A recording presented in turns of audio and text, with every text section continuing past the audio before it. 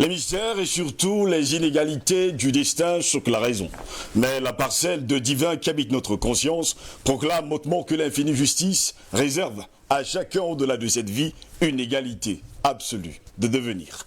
Mesdames, Messieurs, bon après-midi à toutes et à tous et bienvenue à cette autre édition de Feu Vert. Nous sommes le dimanche 7 mars de l'an de grâce 2021 et c'est Feu Vert qui prend son envol. Et au cours de cette autre édition, nous allons continuer à décrypter et surtout à analyser l'information. Et le sujet qui nous intéresse cet après-midi, Afrique, répression politique au Sénégal, pour qui roule Macky Sall? Afrique, répression politique au Sénégal, pour qui roule Macky Sall? C'est notre grande interrogation avec nos invités cet après-midi du dimanche 7 mars de l'an de grâce 2021. Eh bien, il commence à arriver mes invités pour cette autre édition de Feu Vert. À ma droite, le docteur Jean-Paul Mbelek est avec nous cet après-midi. Bon après-midi et bienvenue à vous. Bonjour Steve, bonjour à tous les téléspectateurs de Feu Vert et de DBS donc. Bonjour à toute l'équipe technique qui a le courage de venir nous accompagner encore ce dimanche. Et bonjour à mes copanélistes. Et effectivement, j'espère que nous allons tous ensemble essayer d'apporter un peu plus de lumière sur ce sujet qui est très actuel actuellement dans notre continent. Très heureux de vous avoir cet après-midi, docteur Jean-Paul Mbelek, en attendant justement que nos invités arrivent. Eux également, ils nous ont dit qu'ils seront là dans quelques minutes avec quelques problèmes d'embouteillage en route. Albert Anatola ici, bon après-midi et bienvenue à vous. Bon après-midi à vous, Steve José. Je salue mon copain docteur Mbelek, je salue, n'est-ce pas, toute la communauté de DBS, notamment dans le cadre de Feu Vert. Participation, je m'incline devant, n'est-ce pas, les femmes qui vont commémorer demain la journée internationale des droits de la femme. Ce n'est pas la journée internationale du pain. Il s'agit de la journée internationale des droits de la femme parce que la plupart vont demain arborer le tissu pain, mais sans toutefois connaître la thématique de circonstances. Je les salue et je m'inquiète devant, n'est-ce pas, devant leur engagement pour certaines et surtout devant leur pureté pour d'autres. Et il ne faut pas également oublier que demain, dans le cadre de DBS Matin, nous aurons justement une édition spéciale femmes avec autour justement du débat. Eh bien, ce ne sera, vous ne dire, que les femmes autour justement de cette table. On espère tout simplement qu'elles seront de la partie demain. Messieurs, le sujet qui nous intéresse cet après-midi, Afrique, répression politique au Sénégal, pour qui roule Macky Sall, en attendant nos deux autres invités qui vont arriver d'un instant à l'autre. Le Sénégal, messieurs, est en proie depuis plusieurs jours à des violences importantes suite à l'arrestation de l'opposant Ousmane Sonko. Le président Macky Sall est accusé de complot. Il faut le dire comme ça. Dans cette affaire, il y a un collectif contestataire à appeler à de nouvelles manifestations demain, lundi 8 mars, dans de grâce 2021. Le Sénégal est le théâtre depuis mercredi d'affrontements entre jeunes et forces de sécurité, de pillages et de saccages. L'arrestation de Ousmane Sonko, troisième de la présidentielle de 2019, est pressentie comme un des principaux concurrents à celle de 2024. A provoqué la colère de ses partisans. Ça, c'est ce qu'on dit officiellement. De nombreux Sénégalais estiment que cela a porté à son comble l'exaspération accumulée par la dégradation, au moins depuis le début de la pandémie de Covid-19 en 2020, des conditions de vie dans un pays déjà pauvre. 4 personnes donc ont été tuées, selon les derniers chiffres, disent d'ailleurs les autorités, chiffres difficilement vérifiables, alors que prolifèrent les informations non vérifiées émanant d'autres sources qui parlent d'ailleurs de plusieurs morts. Des émeutes, il faut le dire également, continuent depuis l'arrestation de Ousmane Sonko, qui a été arrêté d'ailleurs officiellement pour trouble à l'ordre public. C'est ce qu'on lui colle d'ailleurs dans le dos, alors qu'il se rendait en cortège au tribunal où il était convoqué pour répondre à des accusations de viol portées contre lui par une employée d'un salon de beauté dans lequel il allait se faire masser pour, dit-il, soulager ses maux de dos. Personnalité au profil, il faut le dire, pas comme les autres, le député crie aujourd'hui au complot ourdi par le président sénégalais Macky Sall pour l'écarter de la prochaine présidentielle. L'autre information également derrière qu'on ne veut pas souligner, c'est que Ousmane Sonko soutient Mordicus depuis plus de 3 semaines aujourd'hui. Les jeunes Sénégalais qui descendent dans les rues pour dire non à tous les produits, il faut le dire, et installations françaises. Samedi, le collectif Mouvement de défense de la démocratie M2D, comprenant le parti de l'opposant arrêté, des partis d'opposition et des organisations contestataires de la société civile, a appelé à descendre massivement dans les rues à partir de lundi, c'est-à-dire demain. Le collectif s'en est durement pris au président Macky Sall, qualifié d'apprenti dictateur. Ce sont les mots qui sont actuellement utilisés du côté du Sénégal. Il a perdu l'autorité morale, c'est ce qu'il déclare également haut et fort pour rester président, a dit un des leaders du mouvement, Cheikh Tidiane Diaye. Il s'en est tenu à ces mots quand la presse lui a demandé si le collectif appelait les Sénégalais à réclamer la démission de Macky Sall, président depuis 2012. Les manifestations croient au complot qu'orchestrerait, il faut le dire comme ça, le président au pouvoir. Ils expriment individuellement l'usure des épreuves quotidiennes et la lassitude vis-à-vis du pouvoir sénégalais. Un certain nombre montre d'ailleurs la France du doigt.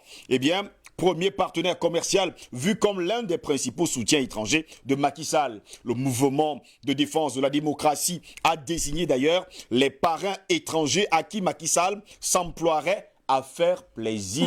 Oui, pour bon nombre de Sénégalais aujourd'hui, plus de 78% déclarent haut et fort que Macky Sall fait plaisir depuis qu'il est là au pouvoir en 2012 aux Français. Le président élu sur la promesse de mettre son pays sur la voie de l'émergence a démenti fin février avoir quoi que ce soit à voir avec les ennuis judiciaires de M. Ousmane Sonko. Il a depuis gardé le silence, mais la pression augmente pour qu'il prenne la parole. Hier samedi, c'est son ministre de l'Intérieur, Antoine Félix Abdoulaye Diomé, qui a tenu un langage vigoureux. Il a appelé au calme et fait miroiter la perspective d'un allègement du couvre-feu instauré contre la pandémie et qui pèse sur l'activité économique d'un bon nombre, il faut le dire comme ça, de Sénégalais. Mais il a aussi dit que l'État emploierait tous les moyens nécessaires pour rétablir l'ordre. Ce sont ses mots. Et d'ailleurs, il déclare « Toutes les personnes auteurs d'actes criminels seront recherchées, arrêtées, poursuivies et traduites devant la justice », a-t-il promis hier après-midi. Une journée plus calme, d'ailleurs, il faut le dire. Après avoir connu pendant 3 jours ses pires troubles depuis des années, le pays habituellement considéré comme un îlot de stabilité en Afrique de l'Ouest et sa capitale Dakar ont connu une relative accalmie hier dans l'après-midi, jour de relâche d'ordinaire. Des actes de saccage et de pillage ont cependant continué à être rapportés, y compris contre des enseignes françaises, car depuis plusieurs semaines aujourd'hui, eh bien, de jeunes Sénégalais sont contre les enseignes françaises, contre les installations françaises, mais surtout déclarent haut et fort qu'ils ne veulent plus de produits français sur le sol sénégalais. La tension pourrait toutefois flamber à nouveau demain lundi avec l'appel du M2D. Cette date coïncide avec la présentation d'Ousmane Sonko devant le juge. Eh bien, la décision du magistrat de le relâcher ou de l'écrouer s'annonce lourde de conséquences. Le collectif réclame la libération immédiate de tous les prisonniers politiques illégalement et arbitrairement détenus. Le rétablissement du signal suspendu de 2 chaînes de télévision accusées d'avoir diffusé en boucle des images des troubles et une enquête sur ce qu'il appelle un complot du pouvoir sénégalais. La communauté économique des États de l'Afrique de l'Ouest, CEDEAO, a même appelé toutes les parties à la retenue et au calme. L'Union africaine a exprimé pour sa part sa préoccupation et son attachement à une solution par voie pacifique, le dialogue et dans le strict respect de l'ordre du jour. Mais voilà, depuis quelques jours d'ailleurs, depuis le 3 mars dernier, un tweet soi-disant appartenant à Emmanuel Macron déclare d'ailleurs que la France préparerait à faire descendre justement sur le sol sénégalais 1500 soldats pour protéger les installations sénégalaises. Mais voilà, jusqu'à preuve de contraire, le gouvernement français n'a pas dit que c'était faux, mais ce sont, il faut le dire comme ça, les journaux sénégalais, les journaux français, et sans oublier l'agence France Presse, qui a pris l'initiative de déclarer haut et fort que ce tweet n'appartenait pas au président français Emmanuel Macron. Voilà donc la situation actuelle du côté du Sénégal. Voilà pourquoi nous nous interrogeons d'ailleurs cet après-midi. Afrique, répression politique au Sénégal. Pour qui roule Macky Sall? Je vais me tourner vers vous, Albert Anatola. Ici, commençons déjà par ce tweet qui, pour certains, n'appartiendrait pas à Emmanuel Macron. Mais il faut préciser également que le gouvernement français n'a pas encore dit quoi que ce soit là-dessus. C'est plutôt certaines agences, et sans oublier, il faut le dire comme ça, certaines presses qui prennent justement sur eux de défendre justement le président français en déclarant que ce n'est pas son tweet qui annonce l'arrivée de 1500 soldats sur le sol sénégalais. Oui, j'ai lu le même tweet que vous. Je l'ai vu, je l'ai examiné en tant que journaliste. Je crois que c'était une infox. C'est une infox tant pour moi. Déjà, il est très mal libellé. Et je crois que lorsque vous voyez tel que c'est libellé, ça ne peut pas être ça parce que à la fin, il parle de 1500 forces de l'ordre. Oui. Oh, ça, vous avez même corrigé. Oui. En parlant, n'est-ce pas, de 1500 soldats, non. C'est une infox. C'est quand même vrai que depuis la semaine dernière, il y a un fort déploiement des forces de défense françaises sur le sol sénégalais. On va pas également oublier. Voilà. J'ai eu à le souligner dans le cadre d'une tribune la semaine dernière, dans mes coups de gueule. Ceci dit, je voudrais d'abord situer le contexte, n'est-ce pas, de la répression, des répressions politiques que nous vivons aujourd'hui du côté du Sénégal, notamment avec justement ce ressentiment, n'est-ce pas, disons en style français, notamment pour ce qui concerne les enseignes françaises, dû au fait que, vous vous souvenez, nous avons eu à faire une émission relativement, n'est-ce pas, à la grande distribution, à l'envahissement de la grande distribution hexagonale sur le continent africain. Oui. Voilà.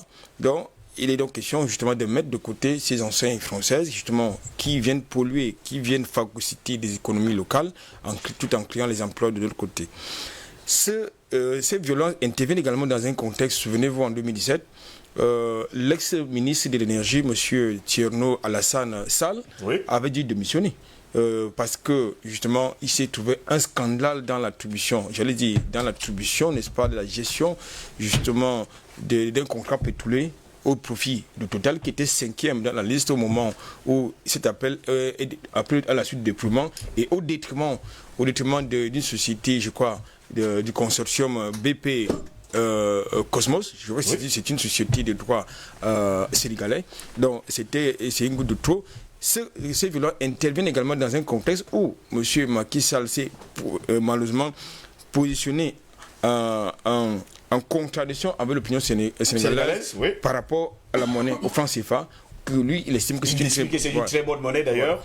Voilà. Donc, quand vous voyez ces différents positionnements, vous comprenez, donc ça répond justement à la question, à la thématique que vous posez, c'est-à-dire pour qui roule-t-il?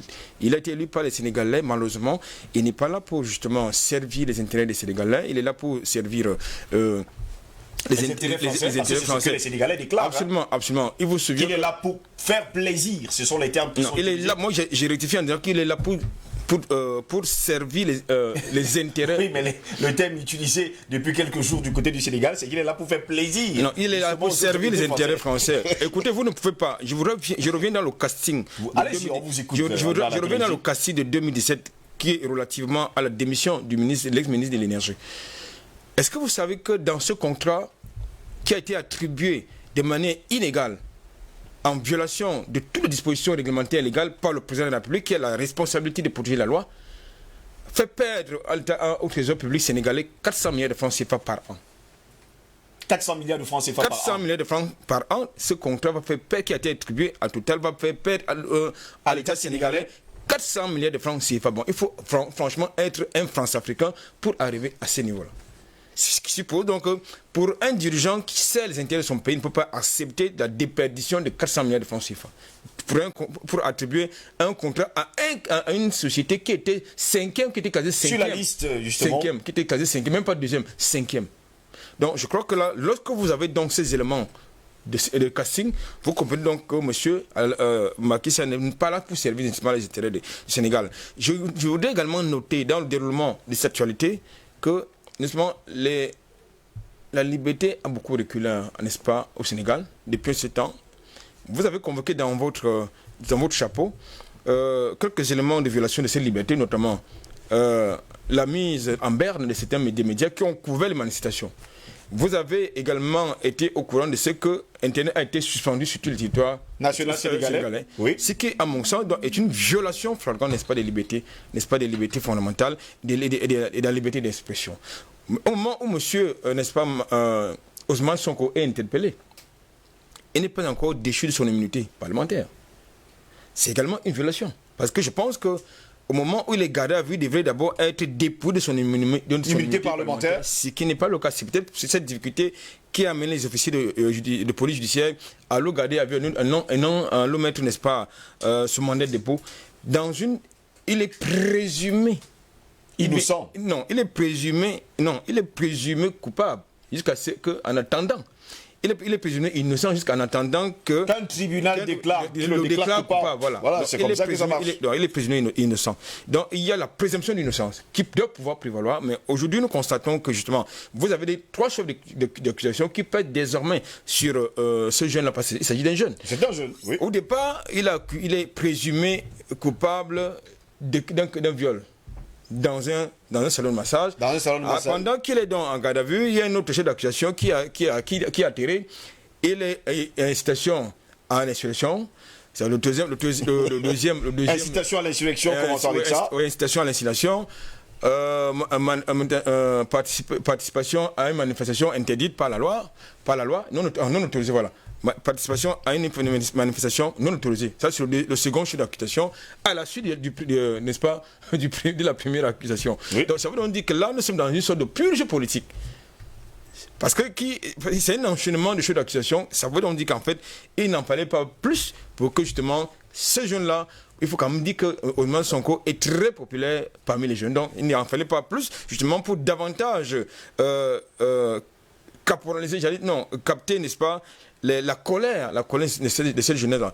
Ce qu'il faut dire, c'est que, également, pour terminer, hier, j'ai suivi, n'est-ce pas, les deux membres du gouvernement sénégalais, notamment, Madame la ministre des Affaires étrangères sénégalaise et le ministre de l'Intérieur, vous avez évoqué tantôt. Oui. D'abord, dans les propos du ministre de l'Intérieur, je constate qu'il tient des propos guerriers dans un contexte où nous sommes dans la gestion d'une situation qui n'est que la conséquence d'une session de faits.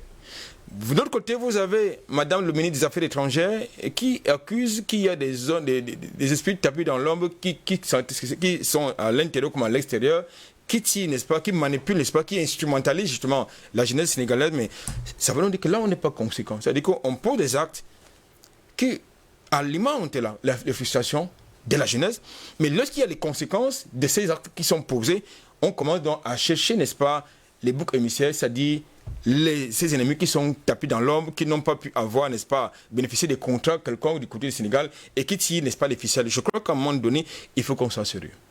Il faut justement qu'on soit sérieux à Anatole ici, disons bon après-midi à Patient Parfait d'Homme. Bienvenue à vous.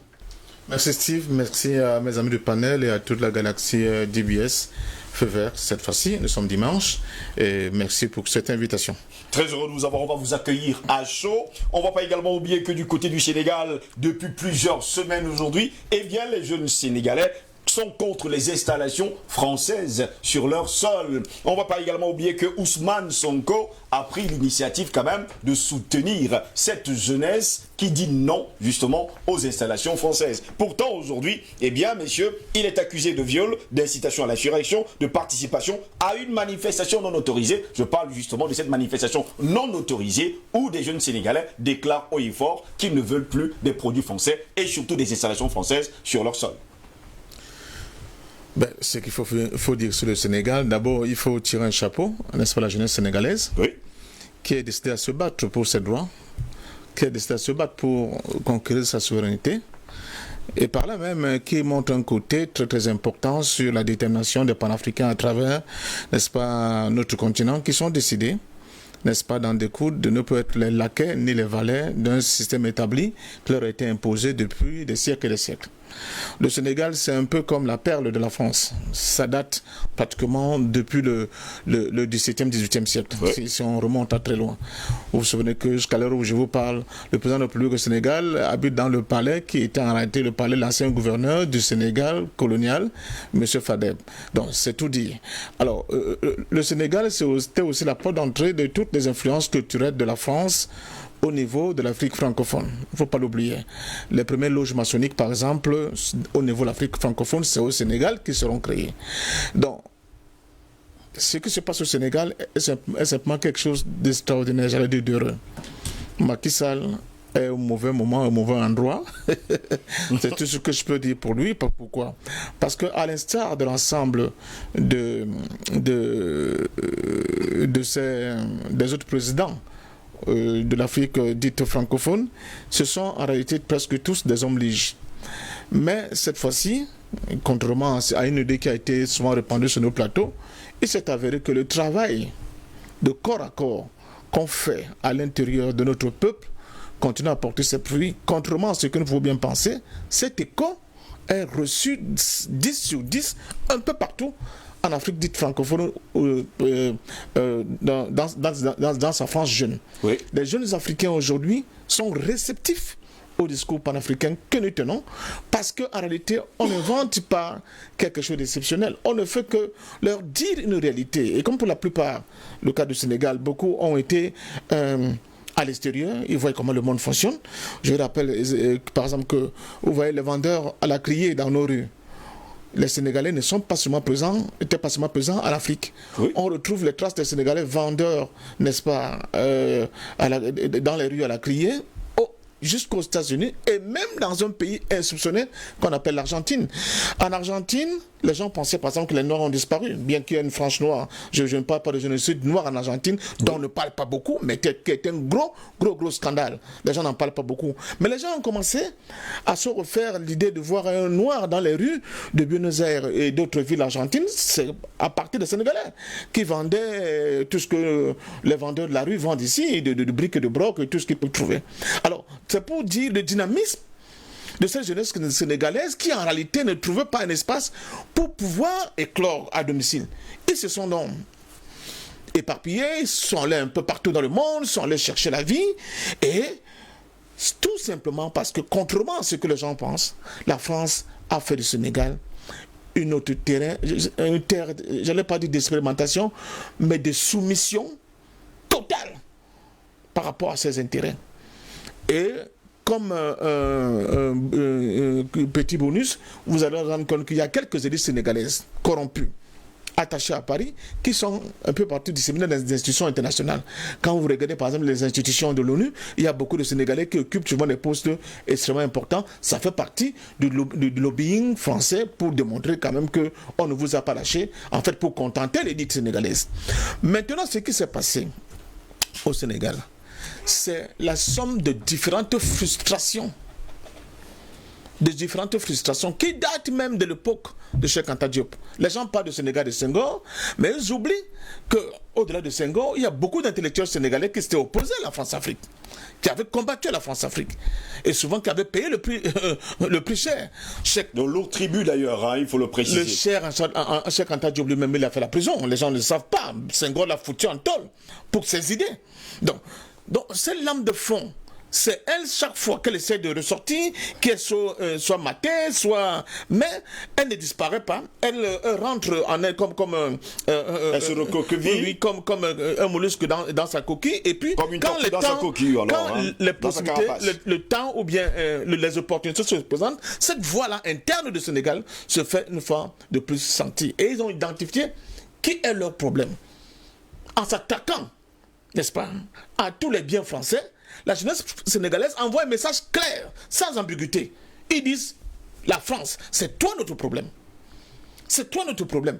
C'est toi qui oblige même nos chefs d'État qui arrivent là de temps en temps, depuis Senghor, passant par Abdou Diouf, Abdoulaye Wade et Macky Sall aujourd'hui, à être complètement dans un plaventrisme exceptionnel pour protéger les intérêts de Paris.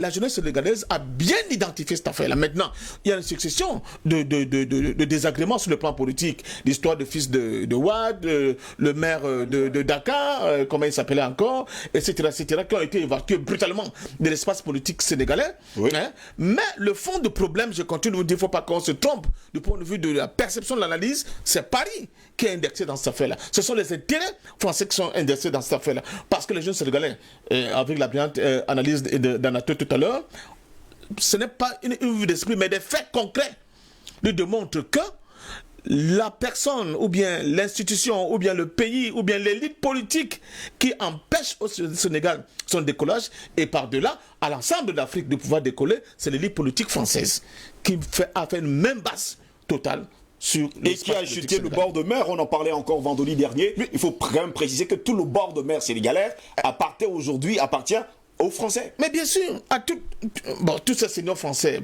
qui veulent avoir du soleil en permanence, parce qu'avoir le soleil en permanence, ce n'est pas évident, on aura aménagé des espaces sur le bord de mer sénégalais où on a construit de très belles villas.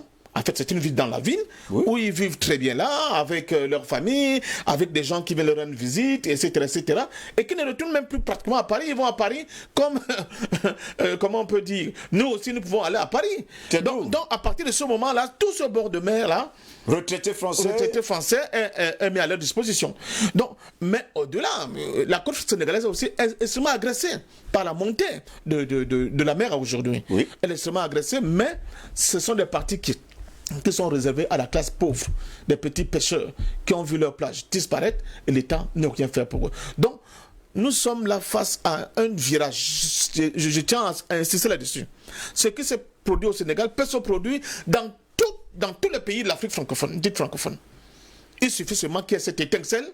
Et cet homme courage comme M. Sonko l'a été, c'est un jeune qui a 47 ans apparemment, et donc qui n'a pas le cursus des autres hommes politiques souvent france-africains qu'on connaît dans nos pays. C'est un jeune qui a été, je crois, inspecteur des finances et qui a été radié de la fonction publique pour ses idées. Et à partir de ce moment-là, il a embrassé le chemin de la politique. Il a été élu député. On vous a montré comment on peut... L'immunité parlementaire a été... Sans lever l'immunité parlementaire. Et le deuxième motif, c'est tout simplement parce que le gars a décidé de se rendre, n'est-ce pas, chez le procureur. Mais on a voulu l'obliger à avoir un itinéraire parce qu'il était accompagné, oui, par une foule immense. Oui. Le gars a dit non, je ne suis pas encore condamné. Je suis un citoyen libre. J'ai le droit d'emprunter le trajet qui me convient pour aller chez monsieur le procureur. Et c'était marabout. Vous savez qu'au Sénégal, je vais titiller le docteur Mbelek, entre politique et marabout, souvent l'un ne va pas sans l'autre. Certains marabouts lui avaient dit attention, le premier motif de viol paraît très léger. Donc, on tient à t'informer qu'actuellement, là, ils sont en train de préparer un autre motif qu'on va te coller. Et ça n'a pas loupé, pam! Alors qu'il se rendait chez le procureur, on a inventé de toutes pièces ce second motif. Je suis désolé pour le président. Pour vous, on a inventé de toutes pièces ces deux autres motifs, incitation à l'insurrection, participation à une manifestation non autorisée, sans même lever l'immunité parlementaire d'un député de la République. Je vous avais dit la fois dernière ici que j'ai écouté le président Macky Sall sur France 24, où je l'avais trouvé bizarrement brillant, oui, mais sur la question Sonko, il faisait la politique politicienne. Il est complètement à côté de la plaque. Et moi, je me suis posé la question de savoir, est-ce qu'il est en train de mesurer, j'allais dire, le danger qui peut survenir s'il tape, comme il veut taper comme ça, les yeux fermés à l'aveuglette, sur son camp. Parce que ceux qui analysaient la situation politique au Sénégal voyaient quand même que, en bas fond, n'est-ce pas, sur ces cendres-là, était en train de soudre quelque chose, un mouvement puissant qui devait déboucher sur ce que nous avons vu ces derniers jours. Mais une fois de plus, pour sortir, je vous dis, si vous ne nous trompons pas de cible. La cible principale, c'est Paris. Le travail que nous faisons, nous ne sommes pas les seuls, heureusement, à le faire. Beaucoup d'associations à travers le monde le font. Beaucoup d'intellectuels à l'étoffe de Jean-Paul Mbelek le font. Beaucoup d'Africains commencent à se réveiller de ce long sommeil comateux dans lequel nous avons été enfuis pendant des siècles et des siècles. Et je peux dire à ceux qui ne veulent pas voir cette réalité, à ceux qui veulent continuer de nous confiner dans la nuit noire, n'est-ce pas, dans le cœur des ténèbres, que, attention, la jeunesse africaine semble sortir de son sommeil et c'est vous peut-être dans les jours à venir qui allez plonger dans un cauchemar. Eh bien, on va également dire bon après-midi à Paulela qui nous a rejoint cet après-midi. Paulela, bon après-midi, bienvenue à vous. Bonjour, bon après-midi, désolé pour le retard. Bonjour à tous mes frères et bonjour à tous ceux qui nous regardent de par le monde. Bon dimanche. On va vous accueillir à chaud justement. Beaucoup d'Africains et surtout beaucoup d'observateurs de la scène politique africaine pensent que le Sénégal est un pays totalement francophile et que les présidents de la République qui se sont succédés justement là-bas travaillaient officiellement pour la France. D'ailleurs, depuis que les troubles ont commencé du côté du Sénégal, eh bien, les soldats français, il faut le dire comme ça, inondent les rues de Dakar et des grandes villes. À se demander pourquoi. Alors, pour moi, la réponse est historique.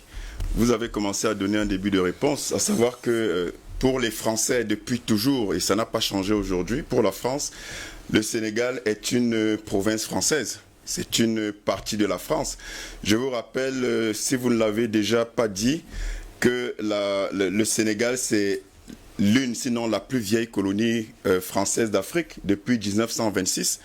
Et son indépendance obtenue en 1958 a vu se succéder comme ça le 4e aujourd'hui avec Macky Sall, 3 présidents plus Macky Sall, donc tous les 4 présidents qui n'ont jamais montré une quelconque hostilité vis-à-vis de la France, même une hostilité légitime du fait justement de ce que Ousmane Sonko, de jeune de 46 ans, est en train de dénoncer. Et il faut dire que ce qui se passe au Sénégal est révélateur d'un ras-le-bol latent dans tous les pays africains subsahariens et notamment francophones et précisément des pays qui utilisent le franc CFA. Parce qu'on l'a souvent dit à suffisance, à l'envi, que le franc CFA est le cœur principal de tous les maux quasiment de l'Afrique et notamment de sa dépendance économique du fait de l'impérialisme français qu'ils veulent comme ça maintenir de façon perpétuelle. Et je dis quand même que il y a une raison de penser que, parce qu'avant de raisonner comme ça, quand j'ai suivi ces informations, je me suis interrogé. Je me suis dit, est-ce qu'on ne se retrouve pas là dans un nouvel épisode à répétition? Parce que l'Afrique est coutumière du fait de ce qu'il y ait des revendications, qu'il y ait des marches, qu'il y ait des casses, et par la suite, on voit ce qui est supposé être un changement radical, mais qui finalement n'est qu'un pseudo-changement, parce qu'à la tête de ces pays où succèdent des présidents, des chefs d'État, conséquemment à des manifestations, à des revendications, on se rend compte souvent, très souvent malheureusement, que ces nouveaux remplaçants-là, en qui les populations qui ont donné de leur vie parfois, en tout cas de leur temps au moins, de leur sueur, de leur énergie pour manifester, pour réclamer un peu plus de liberté, on se rend compte finalement, malheureusement, que trop souvent, ces chefs d'État qui viennent à la suite de ces mouvements ne font que faire le jeu, une fois de plus, de leur maître de l'extérieur, donc souvent la France, et recommence en fait à faire subir au peuple tous les affres que le peuple justement dénonçait, les affres pour lesquelles justement le peuple avait décidé de changer de hiérarchie.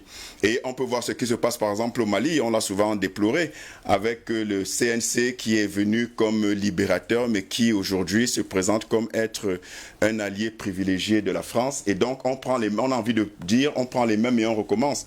Mais ce qui me laisse une lueur d'espoir, c'est que premièrement, Ousmane Sonko, c'est un jeune qui n'est pas formaté de façon visible, de façon claire dans le moule de la France-Afrique, comme tous ces sexagénaires. Donc pour vous, Ousmane Sonko n'est pas francophile? Je ne peux pas dire, je dis la lueur d'espoir, c'est pour ça que je suis prudent, la lueur d'espoir que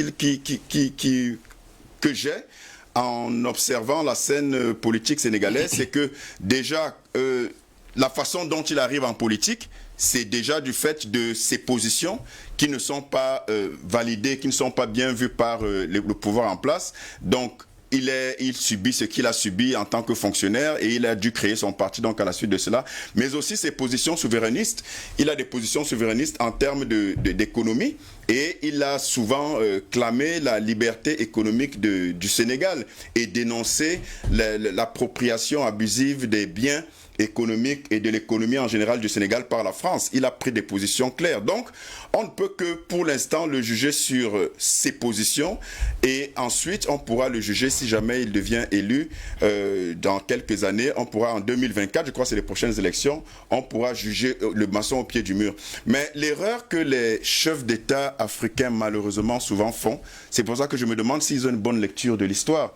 C'est que quand il y a une moindre velléité qui s'oppose à leur façon de faire, à leur hégémonie sur le plan national, ils utilisent tout de suite des très gros moyens, ils utilisent, et en réalité ils ne font que, et c'est peut-être, j'ai peut-être envie de dire c'est tant mieux, parce qu'en réalité ils ne font que mettre à nu des méthodes que, au-delà même du Sénégal, puisqu'il s'agit ici du Sénégal, des gens comme nous au Cameroun et dans d'autres pays sont obligés d'aller regarder pourquoi en fait tout cet armada contre un jeune qui n'a en réalité rien fait de... Je ne vois pas, quand je regarde toute l'histoire, on l'accuse de viol, bon, on l'accuse ensuite d'insurrection, mais en réalité on comprend très bien que, et surtout en regardant les faits précédents, avec notamment le fils d'Abdoulaye Wade, sans que ce ne soit un saint ou un libérateur potentiel. Mais je veux dire qu'on voit bien les méthodes de Macky Sall depuis qu'il a accédé au pouvoir en 2012.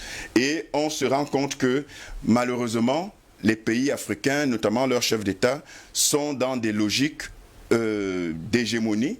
Parce qu'on se plaint de l'hégémonie occidentale, mais en réalité, il faudrait que nos chefs d'État aussi comprennent qu'à un moment donné, il faut changer de paradigme.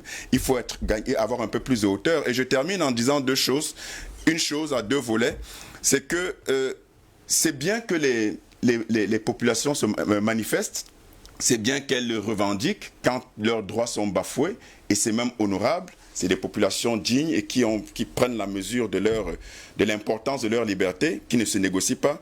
Mais il est important aussi, pour le Sénégal, je ne peux pas encore me prononcer, mais je parle à la lumière de ce qui s'est souvent passé ici en Afrique. Il est important que les populations ne se trompent pas de combat et que, malheureusement, souvent, les populations veulent le changement. C'est-à-dire qu'on veut juste qu'on ne veut plus voir la tête de ce président qui est là parce qu'il a commis tout ce qu'on peut lui reprocher. Je parle pour tous les pays d'Afrique en général, subsaharienne, francophone surtout. Mais en réalité, on ne fait pas toujours très attention à qui on veut que veut mettre là. Et souvent, soit c'est naïvement, soit c'est à dessein, parce que les populations ne sont pas toutes naïves. Il y a des populations qui savent très bien que la personne qu'elles veulent mettre là n'est pas différente en termes d'embrigadement, en termes d'acquaintance, voilà, avec l'Occident. Ils savent très bien, mais leur problème c'est tout simplement qu'ils veulent que ce soit maintenant leur frère, leur ami, leur personne qui soit là. Donc en réalité, ils veulent un changement, mais dans la continuité, pour qu'enfin, eux aussi, ils aient part au gâteau. Cette vision des choses a malheureusement beaucoup cours en Afrique. Et le deuxième point, donc le dernier, donc je voulais donc déjà attirer l'attention sur faire attention que les populations soient beaucoup plus vigilantes sur de telle sorte que leur révolution ne soit pas volée.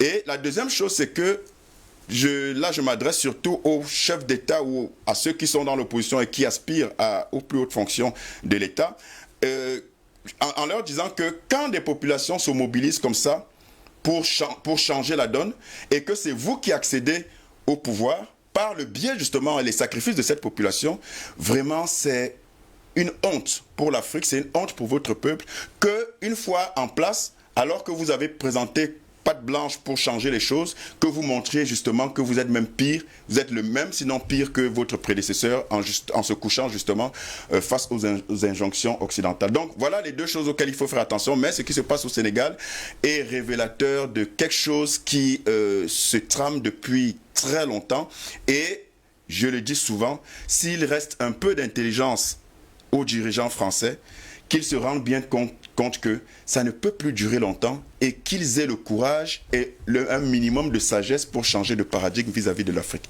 Docteur Jean-Paul Mbelek, je vais me tourner vers vous. On ne va pas également oublier que Ousmane Sonko est le seul opposant politique du côté du Sénégal qui dit non au franc CFA officiellement, qui dit non aux accords coloniaux et qui a déclaré haut et fort que le Sénégal n'a plus besoin d'une base militaire sur son sol. N'est-ce pas encore là une autre occasion de trouver des voies et moyens pour l'écarter entièrement et totalement de la course à la présidentielle de 2024 et que pour la France, il devient pour eux un danger? Oui. Merci de me donner la parole. Sinon, je confirme ce que Parfait Ndoma dit en entrée mon propos. Moi, j'ai fait 1 mois en Argentine, aussi bien pour les vacances, pour des raisons professionnelles au niveau de la recherche. Et je confirme, effectivement, cette présence sénégalaise au niveau des vendeurs à la sauvette. Oui. Et moi, j'ai un très bon souvenir de l'Argentine, soit dit en passant. C'est vrai qu'il y a eu un génocide qui a été fait au début du XXe siècle parce qu'en fait, on a laissé les gens mourir de maladies. Je parle des populations noires. Or, ces mêmes populations noires sont parmi les premières qui sont battues pour l'indépendance de l'Argentine. On a des noms, hein, comme le général Sucre. Mais sinon, il y a autre chose que je voulais également souligner, c'est pour Cheikh Anta Diop, effectivement. Cheikh Anta Diop a été mis en prison par Senghor. Il a fait 1 mois en prison. Il a failli mourir. On l'a sorti parce qu'il était vraiment à l'antichambre de la mort, oui. Et finalement, Senghor l'a tellement maltraité, puisque pour rien, Senghor lui faisait un procès en public. Pour peu que Cheikh Anta Diop dise quelque chose sur le Wolof et l'Égyptien ancien, Senghor passait à la radio pour corriger. Il critiquait même ses fautes en Wolof pour tout dire. Oui, Senghor. Alors, au niveau des présidents sénégalais, je note une chose. Senghor a fini sa vie en France. Ensuite, il y a eu Abdou Diouf. Il est en France. Il a été à l'OIF, hein, l'Organisation internationale de la francophonie, secrétaire général, pendant de très longues années. Il vit en France. Voilà. Ensuite, il y a Ouad. Il vit en France.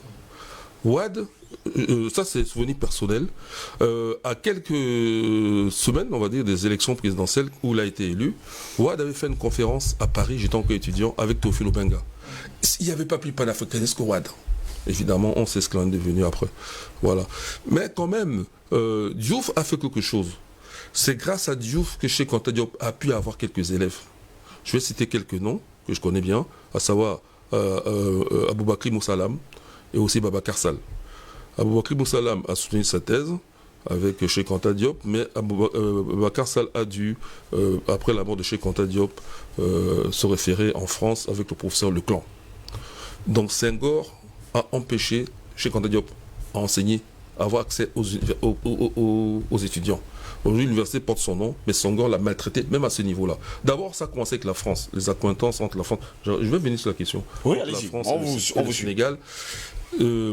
Cheikh Anta Diop soutient sa thèse de doctorat S-lettres. Parce que c'est quelqu'un qui a une formation pluridisciplinaire, vous savez bien. Il a fait la physique nucléaire, mais il a également fait les lettres.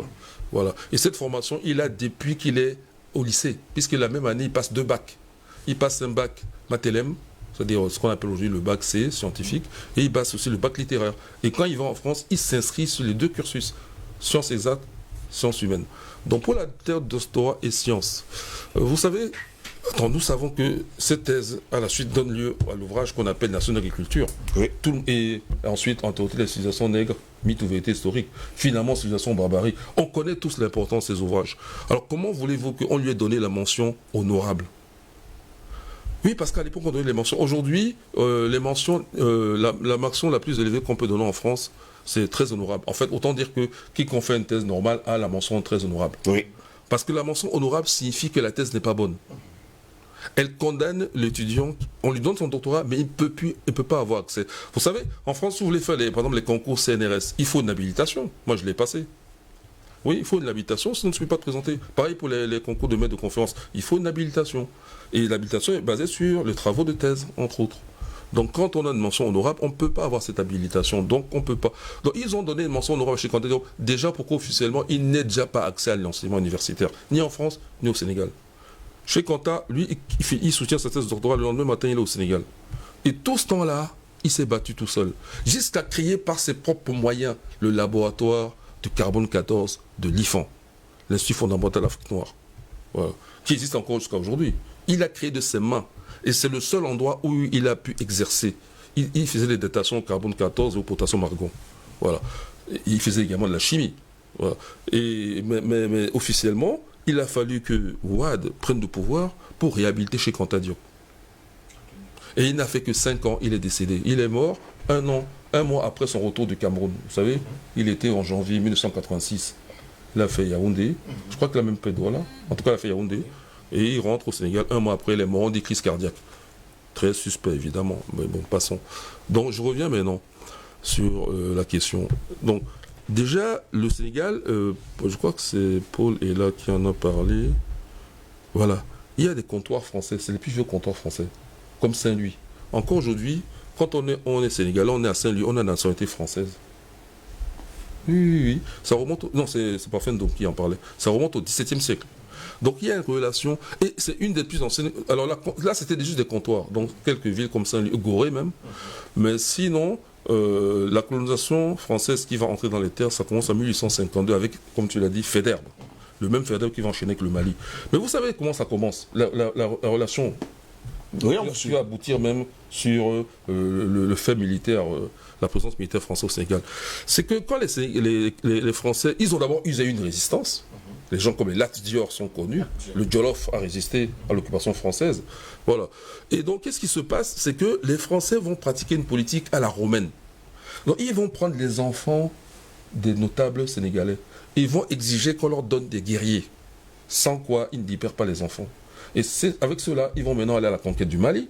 Ils vont faire la même chose au Mali pour aller à la conquête du Bénin. Et voilà comment naissent les premiers, pas tirailleurs sénégalais, mais les premiers, la première soldats, disons, les soldats noirs de la France pour la colonisation.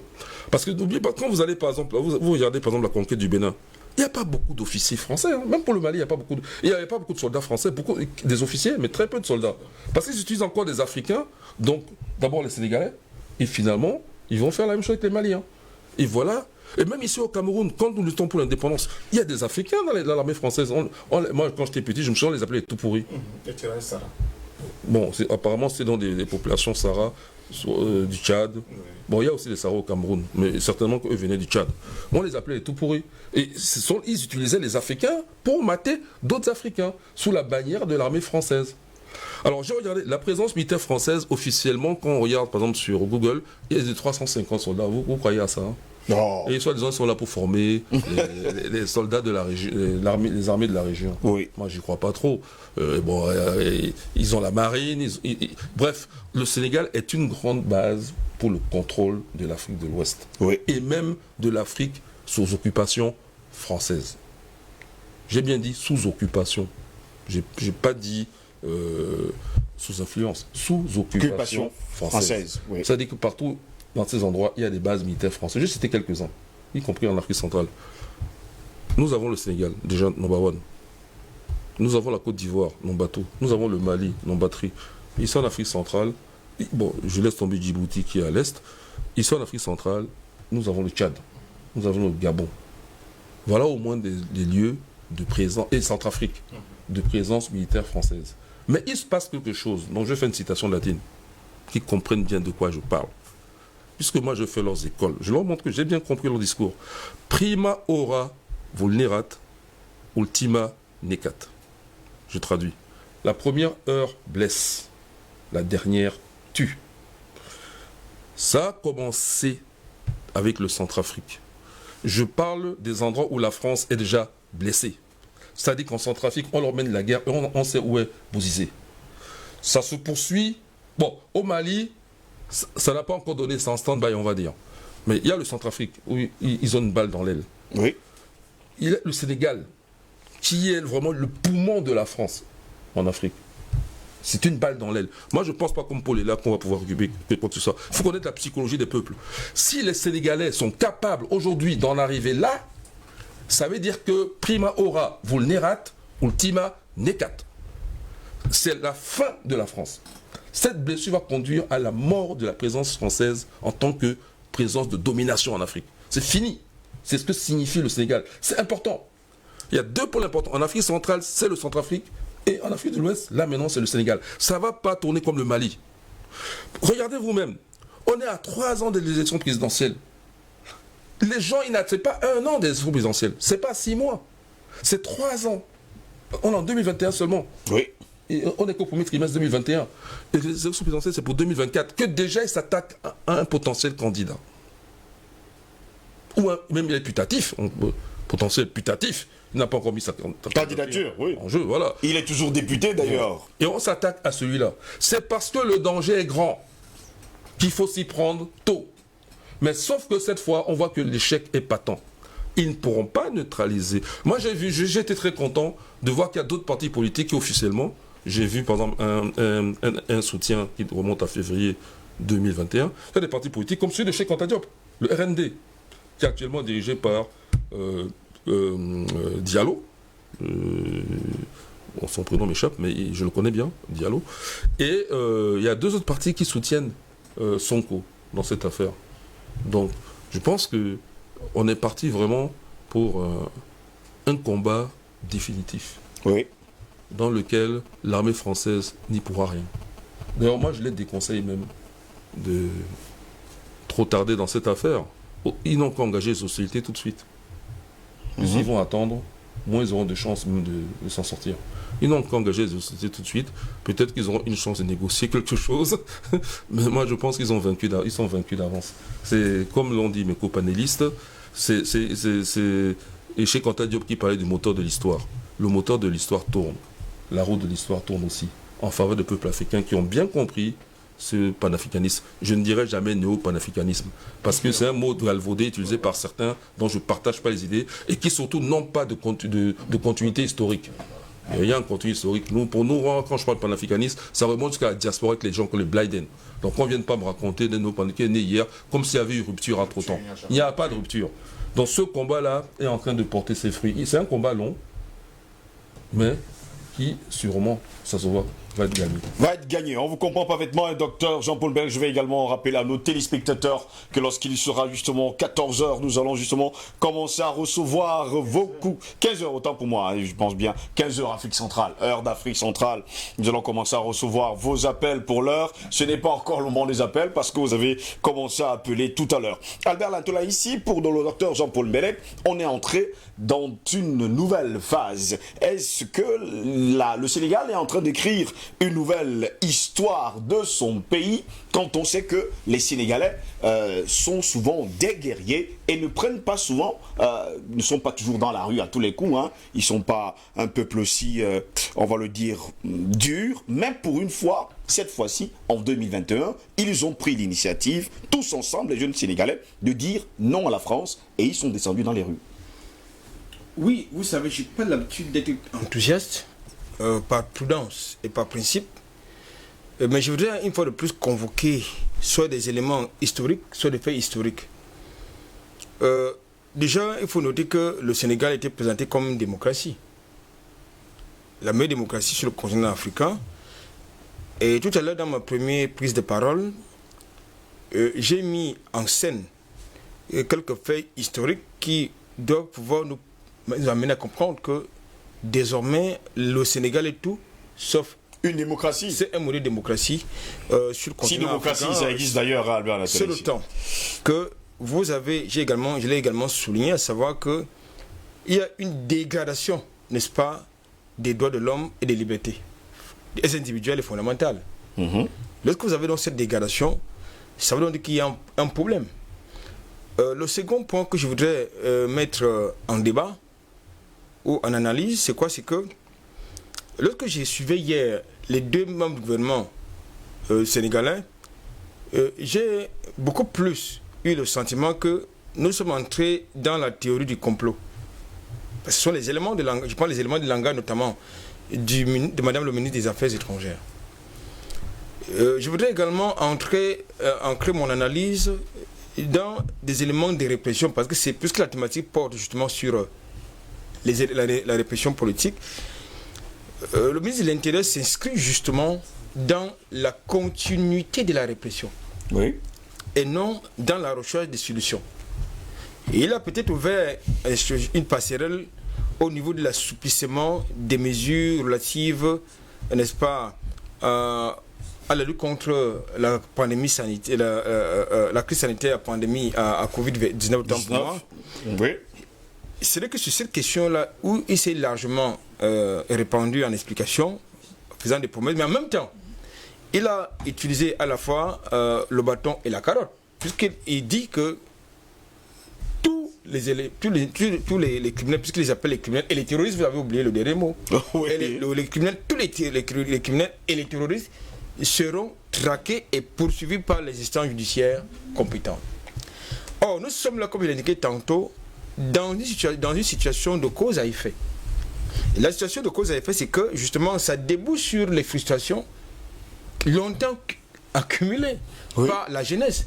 Vous avez déjà un chef d'État qui a des problèmes de trésorerie, qui explique que c'est Paris qui paie les salaires des fonctionnaires sénégalais, mais qui permet quand même à une entreprise étrangère, non, qui permet quand même à une entreprise étrangère, notamment Total SA, de venir piller le Sénégal.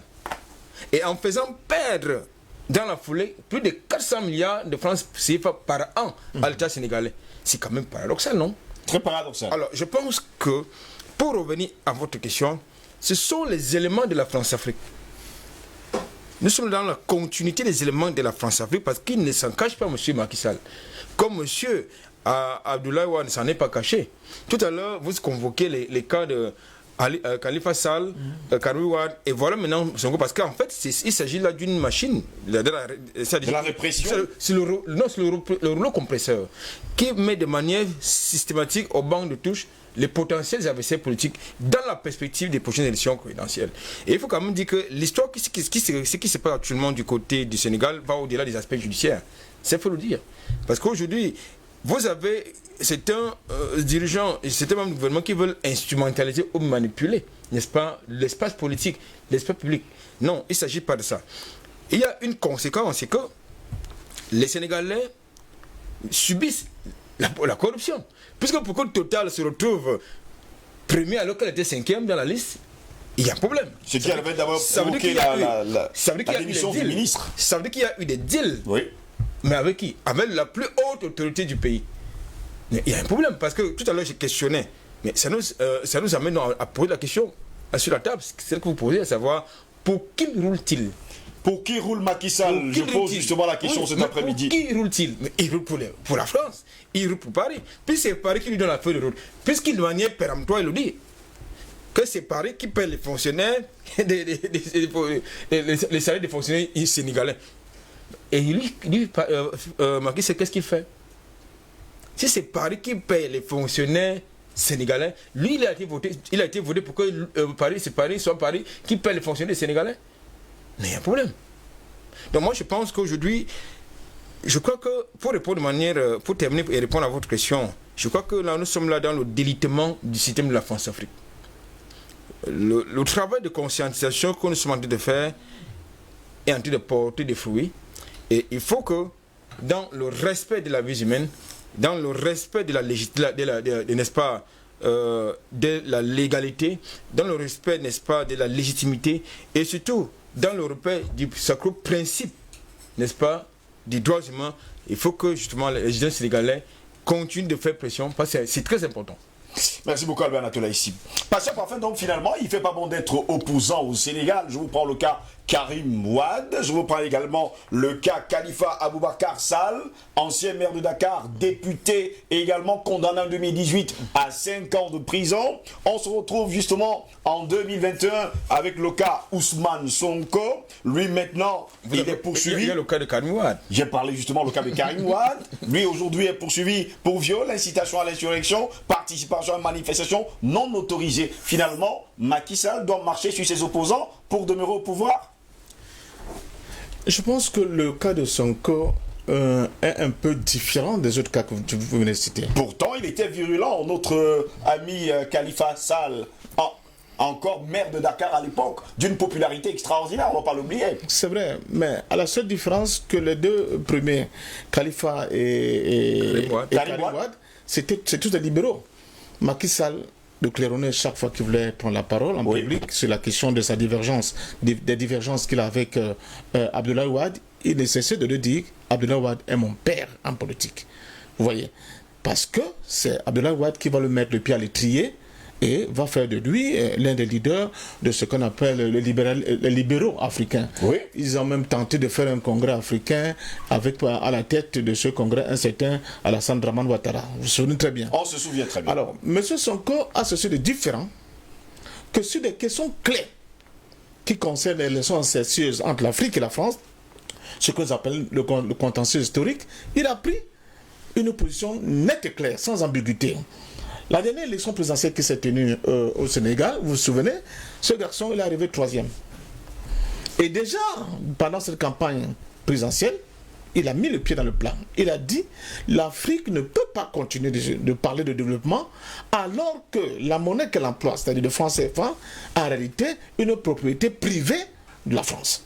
Ça a créé un tollé général et c'est là qu'on découvre en fait le phénomène Sonko. Personne ne le connaissait avant, mais c'est là, avec cette sortie sur la place publique, avec ces éléments-là qui mettent sur la table, qu'on découvre qu'il y a quelque chose de nouveau, n'est-ce pas, dans le landerneau politique sénégalais on avait l'impression, malgré le fait qu'il y a eu cette petite parenthèse, Abdou Diouf qui était dans la social-démocratie, mais on connaît très bien le bilan de la social-démocratie dans le monde aujourd'hui, mais le reste c'était les libéraux affirmés comme tel.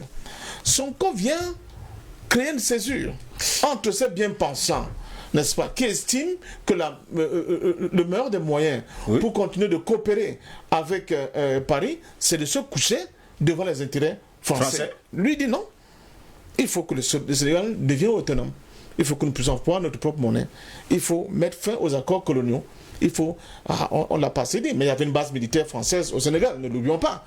On en a parlé. Voilà, donc quand on parle de combien de soldats la mangerie, il y a toujours des... Il y a toujours des soldats. Il y a cette base militaire existe toujours de manière officieuse, d'une certaine manière. Les soldats français pilus d'ailleurs dans les rues sénégalaises depuis un bon temps. Donc, à partir de ce moment-là, nous avons affaire à un fait nouveau. Et c'est ça qui peut expliquer ce que le docteur Mbele venait de dire.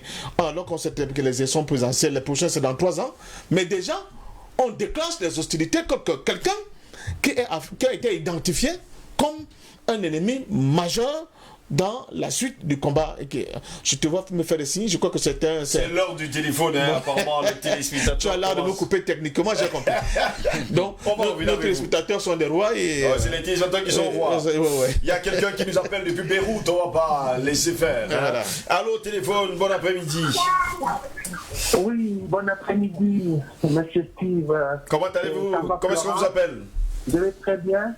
Je vous appelle depuis l'Allemagne.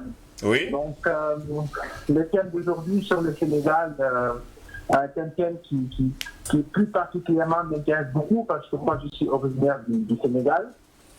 Et en fait, j'ai fait mes études au Sénégal avec Sonko à l'université Gaston Berger, qui est en fait un laboratoire de toute la nouvelle génération d'Africains qui sont conscients par rapport à ce qui se passe avec la France-Afrique. Et en fait, je le redis, parce que l'homme l'a dit, vous n'êtes pas, j'imagine que vous ne vous doutez pas du travail que vous faites, parce qu'on vous écoute de partout en Afrique et de partout dans le monde. Parce que l'homme a fait une analyse très limpide sur la situation du Sénégal. On aurait pensé qu'il lisait une boule de cristal. Et en fait, juste pour résumer, par exemple, la différence entre Karim Wade, Khalifa Sall et Sonko, c'est que ces gens-là ont été soit ministres ou dans des gouvernements, et ils ont été impliqués aussi dans des malversations. Donc la population sénégalaise en est consciente. C'est pour ça qu'ils n'ont pas été prêts à soutenir Khalifa Sall, malgré qu'il soit populaire. Et la différence avec Sonko, c'est qu'en tant qu'inspecteur des impôts, parce que je connais très bien l'affaire, je vis au Sénégal et j'ai des collègues qui sont dans des très bonnes positions. Sonko, pendant 10 ans, il a été inspecteur des impôts, il n'a touché aucun franc. C'est la première fois qu'on a un inspecteur d'impôts qui est resté jusqu'à ce qu'il démissionne ou qu'on le vire. Mais les gens disent qu'il est sorti pauvre parce que tous ses collègues inspecteurs d'impôts sont milliardaires. Parce que c'est des postes où vous avez des pots de vin parce que tous les produits qui rentrent au Sénégal, les autorisations, ça passait par eux. Donc, Sonko, il n'y a pas un seul document qui l'implique dans une affaire de corruption et d'autres. Et c'est ça qui a fait en fait que le gouvernement a cherché partout où les Sénégalais, ils n'ont pas trouvé. Et même les dernières élections, en fait, il n'y avait pas Macky qui avait triché tripatouillé les élections. En fait, il est sorti deuxième. Mais il y a eu des bureaux de vote, par exemple, la région d'où il vient, la Casamance, où les choses ont été mal comptées, mal décomptées. Et donc, c'est qu'il a placé en 3e position. Et malgré ça, il a refusé de participer au gouvernement parce qu'il a posé des questions, comment on appelle ça des actes. Des exigences, des dates.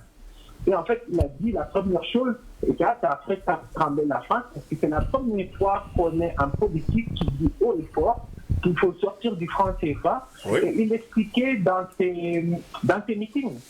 Donc, la vendeuse d'arachides, de beignets, ils étaient tous conscients que eux, en fait, le problème, c'est pas parce qu'ils sont misérables ou pauvres, c'est parce qu'en fait, ils sont liés par une monnaie qui fait que malgré tous les efforts qu'ils veulent faire, ils ne peuvent pas s'en sortir.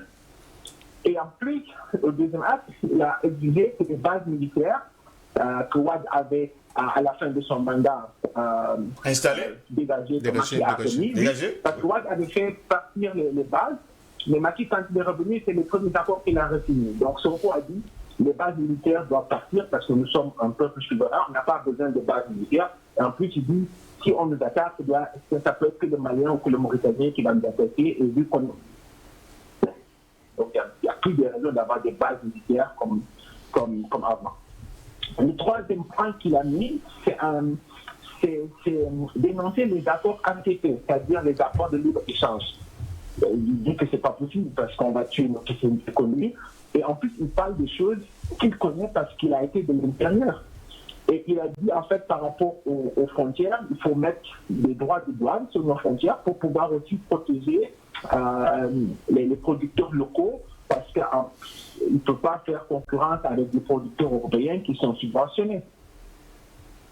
Et il a mis aussi un point, il a dit que si un investisseur vient au Sénégal parce qu'il va investir, il ne peut pas ressortir plus de 50% du revenu hors du Sénégal.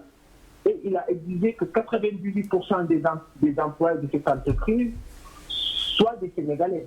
Parce qu'il dit qu'il ne faut pas qu'on fasse venir quelqu'un pour exploiter nos matières premières et qu'il nous amène tous les travailleurs de son pays, alors qu'au Sénégal, il y a des personnes qui sont capables de faire ce travail. Et en fait, pour conclure, vraiment, je vous l'aurais dit, vous n'êtes pas conscient du travail que vous faites. Toute l'Afrique vous écoute, vraiment. Parce que des fois, vous avez l'impression que peut-être que les gens... Mais moi, par exemple, quand je vous regarde, je partage sur les réseaux sociaux, les gens qui n'ont pas d'Internet, on fait des vidéos, on enregistre, puis on fait passer on fait passer l'information. Et vraiment, je peux pas... Je ne sais pas comment vous dire, comment vous remercier, parce que vous allez atteindre le niveau de masse critique que Parfait-Homme dit toujours. Et en fait, c'est toute l'Afrique qui va exploser en même temps. Parce que, je vous dis, au Sénégal, les gens en ont ras au bol de la France. Moi, j'ai fait mes études en France. Quand on va là-bas, on se rend compte qu'ils ne sont pas plus intelligents que nous parce qu'on fait les mêmes études, puis on se demande mais comment ils font pour les dépasser, parce que c'est vraiment... Non, je suis très heureux, très content de cette thématique de cet après-midi. Ça montre que vraiment que vous êtes les 10 Suisses d'Afrique. Et je vous jure que les ancêtres vous bénissent et puis toute la population africaine est derrière vous. Merci pour votre contribution. Merci et bon dimanche. Merci. Bon dimanche à vous également et surtout à vous tous qui nous regardez depuis l'Allemagne, précisément depuis Berlin, depuis le Bayern, précisément, Bayern. Toujours au téléphone, ça sonne messieurs, je vais revenir avec vous, c'est l'heure du téléphone. On va commencer justement au téléphone. Allô, bonsoir. Oui, bonsoir mon frère. Comment est-ce qu'on vous appelle? Alors, c'est bien. On vous écoute, allons-y. Oui, premièrement pour vous encourager, en particulier toujours mon grand frère, n'est-ce pas, Parfait-Homme, celui qui n'a pas de talent à sa poche, et tout le reste là. Bon, vous avez presque tout dit, nous n'avons vraiment plus grand chose à dire, mais parlant de ce qui se passe au Sénégal en ce moment, nous sommes en train d'atteindre la masse critique, peut-être que nous cherchons, et quand toute l'Afrique, n'est-ce pas, qui est tout le jeu, n'est-ce pas, de cette fille qui s'appelle la France, n'est-ce pas, quand cette masse politique va atteindre vraiment son apogée, je me dis qu'on se dit que vraiment ça va exploser, la France va déménager en Bruxelles, et nous souhaitons la même chose en Afrique, et que tous les autres panélistes, de temps en temps, n'est-ce pas, sur votre plateau, jouer, n'est-ce pas, chez le plateau,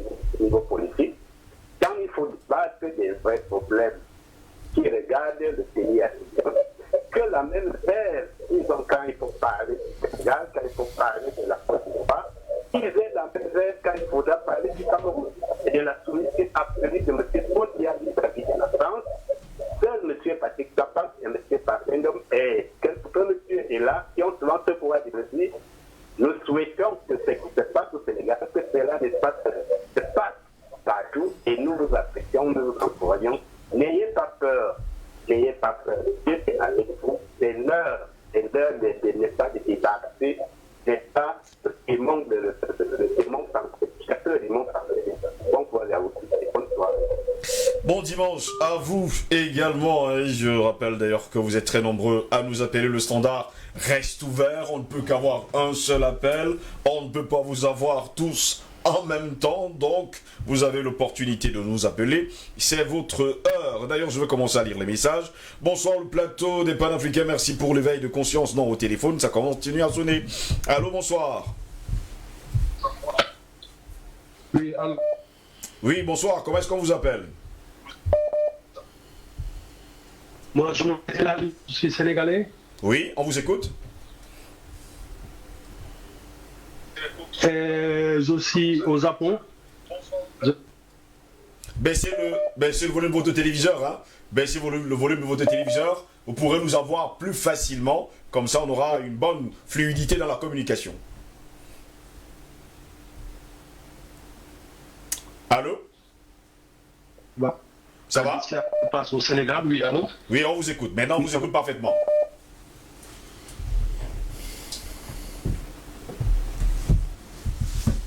Il faut faire tout ce qui se passe au Sénégal maintenant, parce que... Le Japon, c'est loin. Le Japon, c'est vraiment loin. Des problèmes de communication avec cet appelant. Il faut préciser par ailleurs qu'il nous appelle depuis le Japon et qui lui également est sénégalais. Le standard reste et demeure ouvert. Vous pouvez nous appeler aussi facilement que possible. Allô, téléphone, bonsoir. Allô, bonsoir. Allô, oui, bonsoir. Bonsoir, comment est-ce qu'on vous appelle? Oui, bonsoir. Bonsoir, comment est-ce qu'on vous appelle? Je m'appelle Omoudou Tchao, je suis du Sénégal. Du Sénégal, on vous écoute. Je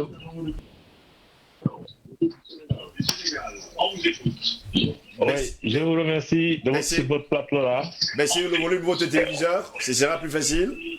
Baissez le volume de votre téléviseur, vous nous aurez plus facilement. Ok, c'est bon maintenant? Oui, allons-y, on vous écoute.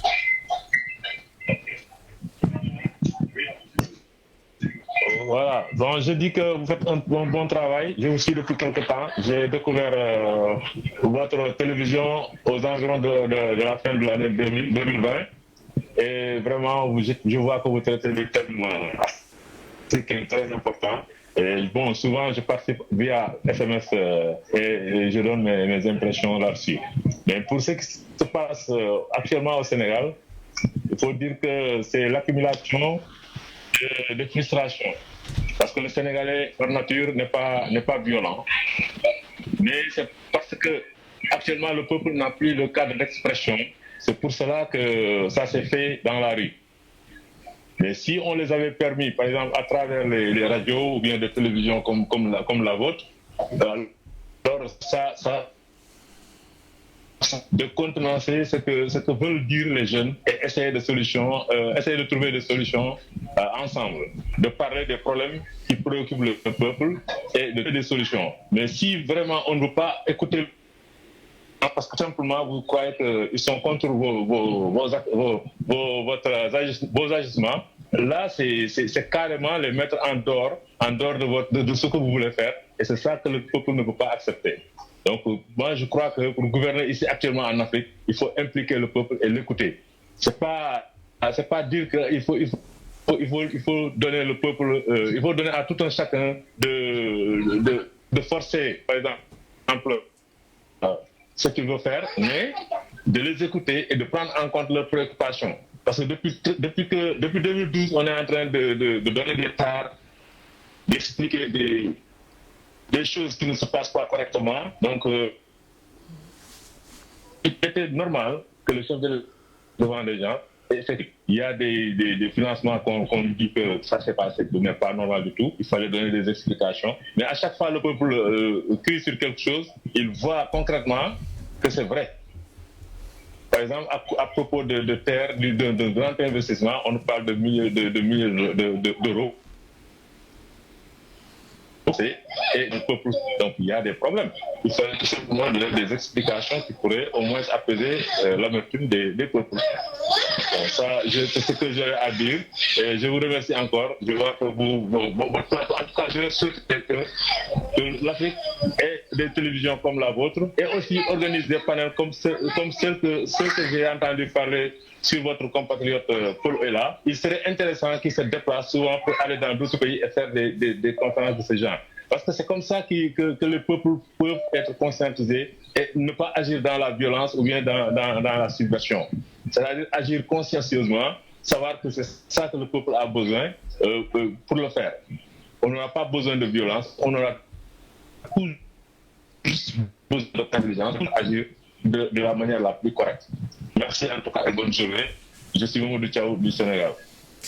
Et oui, c'est Momo Thiaw du Sénégal. Merci également d'avoir été des nôtres cet après-midi. Momo Thiaw du Sénégal. Vous êtes très nombreux d'ailleurs à nous regarder depuis le Sénégal. N'oublions pas également que Africa Revival et sans oublier les universités panafricaines, c'est la 2e édition avec votre concours, votre modeste contribution. Nous irons justement dans les autres pays du monde pour conscientiser tous les Africains. Toujours au téléphone, ils sont d'ailleurs très nombreux à nous appeler cet après-midi. Au téléphone, ça sonne. Allô, bonsoir. Oui, bonsoir, c'est Moto depuis la Suisse. Moto depuis la Suisse, on vous écoute. Oui, bonsoir. Un salut à tous les panélistes. Je suis éventuellement donc le thématique du sujet avec un grand intérêt. Après, il y a quelque chose qui tourne en fait dans ma tête. Je me demande, est-ce que la question en fait ne relance pas le débat sur l'alternance au pouvoir en Afrique? Parce qu'on a l'impression, et je pense que c'est Paul-Ella qui l'a développé tout à l'heure, et je pense peut-être triple A, c'est qu'au début, on a souvent des politiciens qui viennent en fait nous présenter un visage panafricaniste, un visage de changement. Mais après, à un moment donné, on voit un tout autre visage. Je pense que c'est un peu ça quand on assiste un peu en Afrique. Donc, la question peut-être que moi je me pose par rapport à ça, c'est est-ce qu'être panafricaniste, en fait, ne serait pas un outil de propagande électorale? C'est-à-dire que moi je peux venir, là, je fais tout ça du panafricanisme, je vais changer l'Afrique pour l'Afrique et tout. Et après, à un certain moment, lorsqu'il faudra défendre les intérêts des Africains, si le peuple s'élève par rapport à certaines ingérences extérieures, j'agis autrement. Ça veut dire que quelque part, je suis pas à fond dans le, on va dire pour remettre l'Afrique en fait les rails. Donc, pour moi, ça relance un peu ces débats. C'est très difficile en fait. Moi, je trouve que c'est très difficile à percevoir en fait quel est vraiment le leader politique qui est prêt à mourir pour l'Afrique. Quel est le leader politique qui est prêt à se sacrifier pour l'Afrique? Est-ce que c'est une question de temps? Est-ce que c'est une question d'analyse sur certains comportements? Est-ce que c'est une question d'idées? Est-ce que c'est une question peut-être d'origine? Donc, pour moi, c'est assez complexe parce qu'avec une petite mathématicale, on se demande, oui, mais à un moment donné, peut-être qu'il aurait pu demander aux jeunes, en fait, au physique, moi, c'est ce qui ne va pas. Et ensuite, il y a un diagnostic comme ça, il a complètement à l'opinion. On se dit, bon, les gars, peut-être, ils vont éliminer directement les problèmes. Et tout à l'heure, dans la semaine, il faut insister, il faut que les gens vraiment dans un cas isolé et qu'ils atteignent que ferme le temps. On a quelques petits problèmes avec Moto depuis la Suisse. On espère que lorsque vous nous appelez, vous pouvez baisser le volume de votre téléviseur et trouver un endroit il faut le dire comme ça, isolé pour que nous puissions vous entendre. Vous êtes d'ailleurs très nombreux à nous appeler, on ne peut que prendre un seul appel avant d'en avoir un autre. Il y a également un téléspectateur qui nous appelait depuis la Guyane française, ça s'affichait d'ailleurs il y a un instant. C'est toujours votre moment, hein, vous pouvez nous appeler. Le standard reste et demeure ouvert. Bonjour le plateau des Panafricains, merci pour l'éveil de l'Afrique. N'oubliez pas que le mot souffrance veut dire être sous la France. La France est une punaise qui trouve son énergie sur le corps noir. Au téléphone, ça sonne, messieurs, hein, on ne peut pas lire un message. Allô, bonsoir, c'est Cotis qui nous appelle. Bonsoir, bienvenue à vous. Bonsoir, M. Ngo, c'est bonsoir à tout le panel. On vous écoute. Ouais.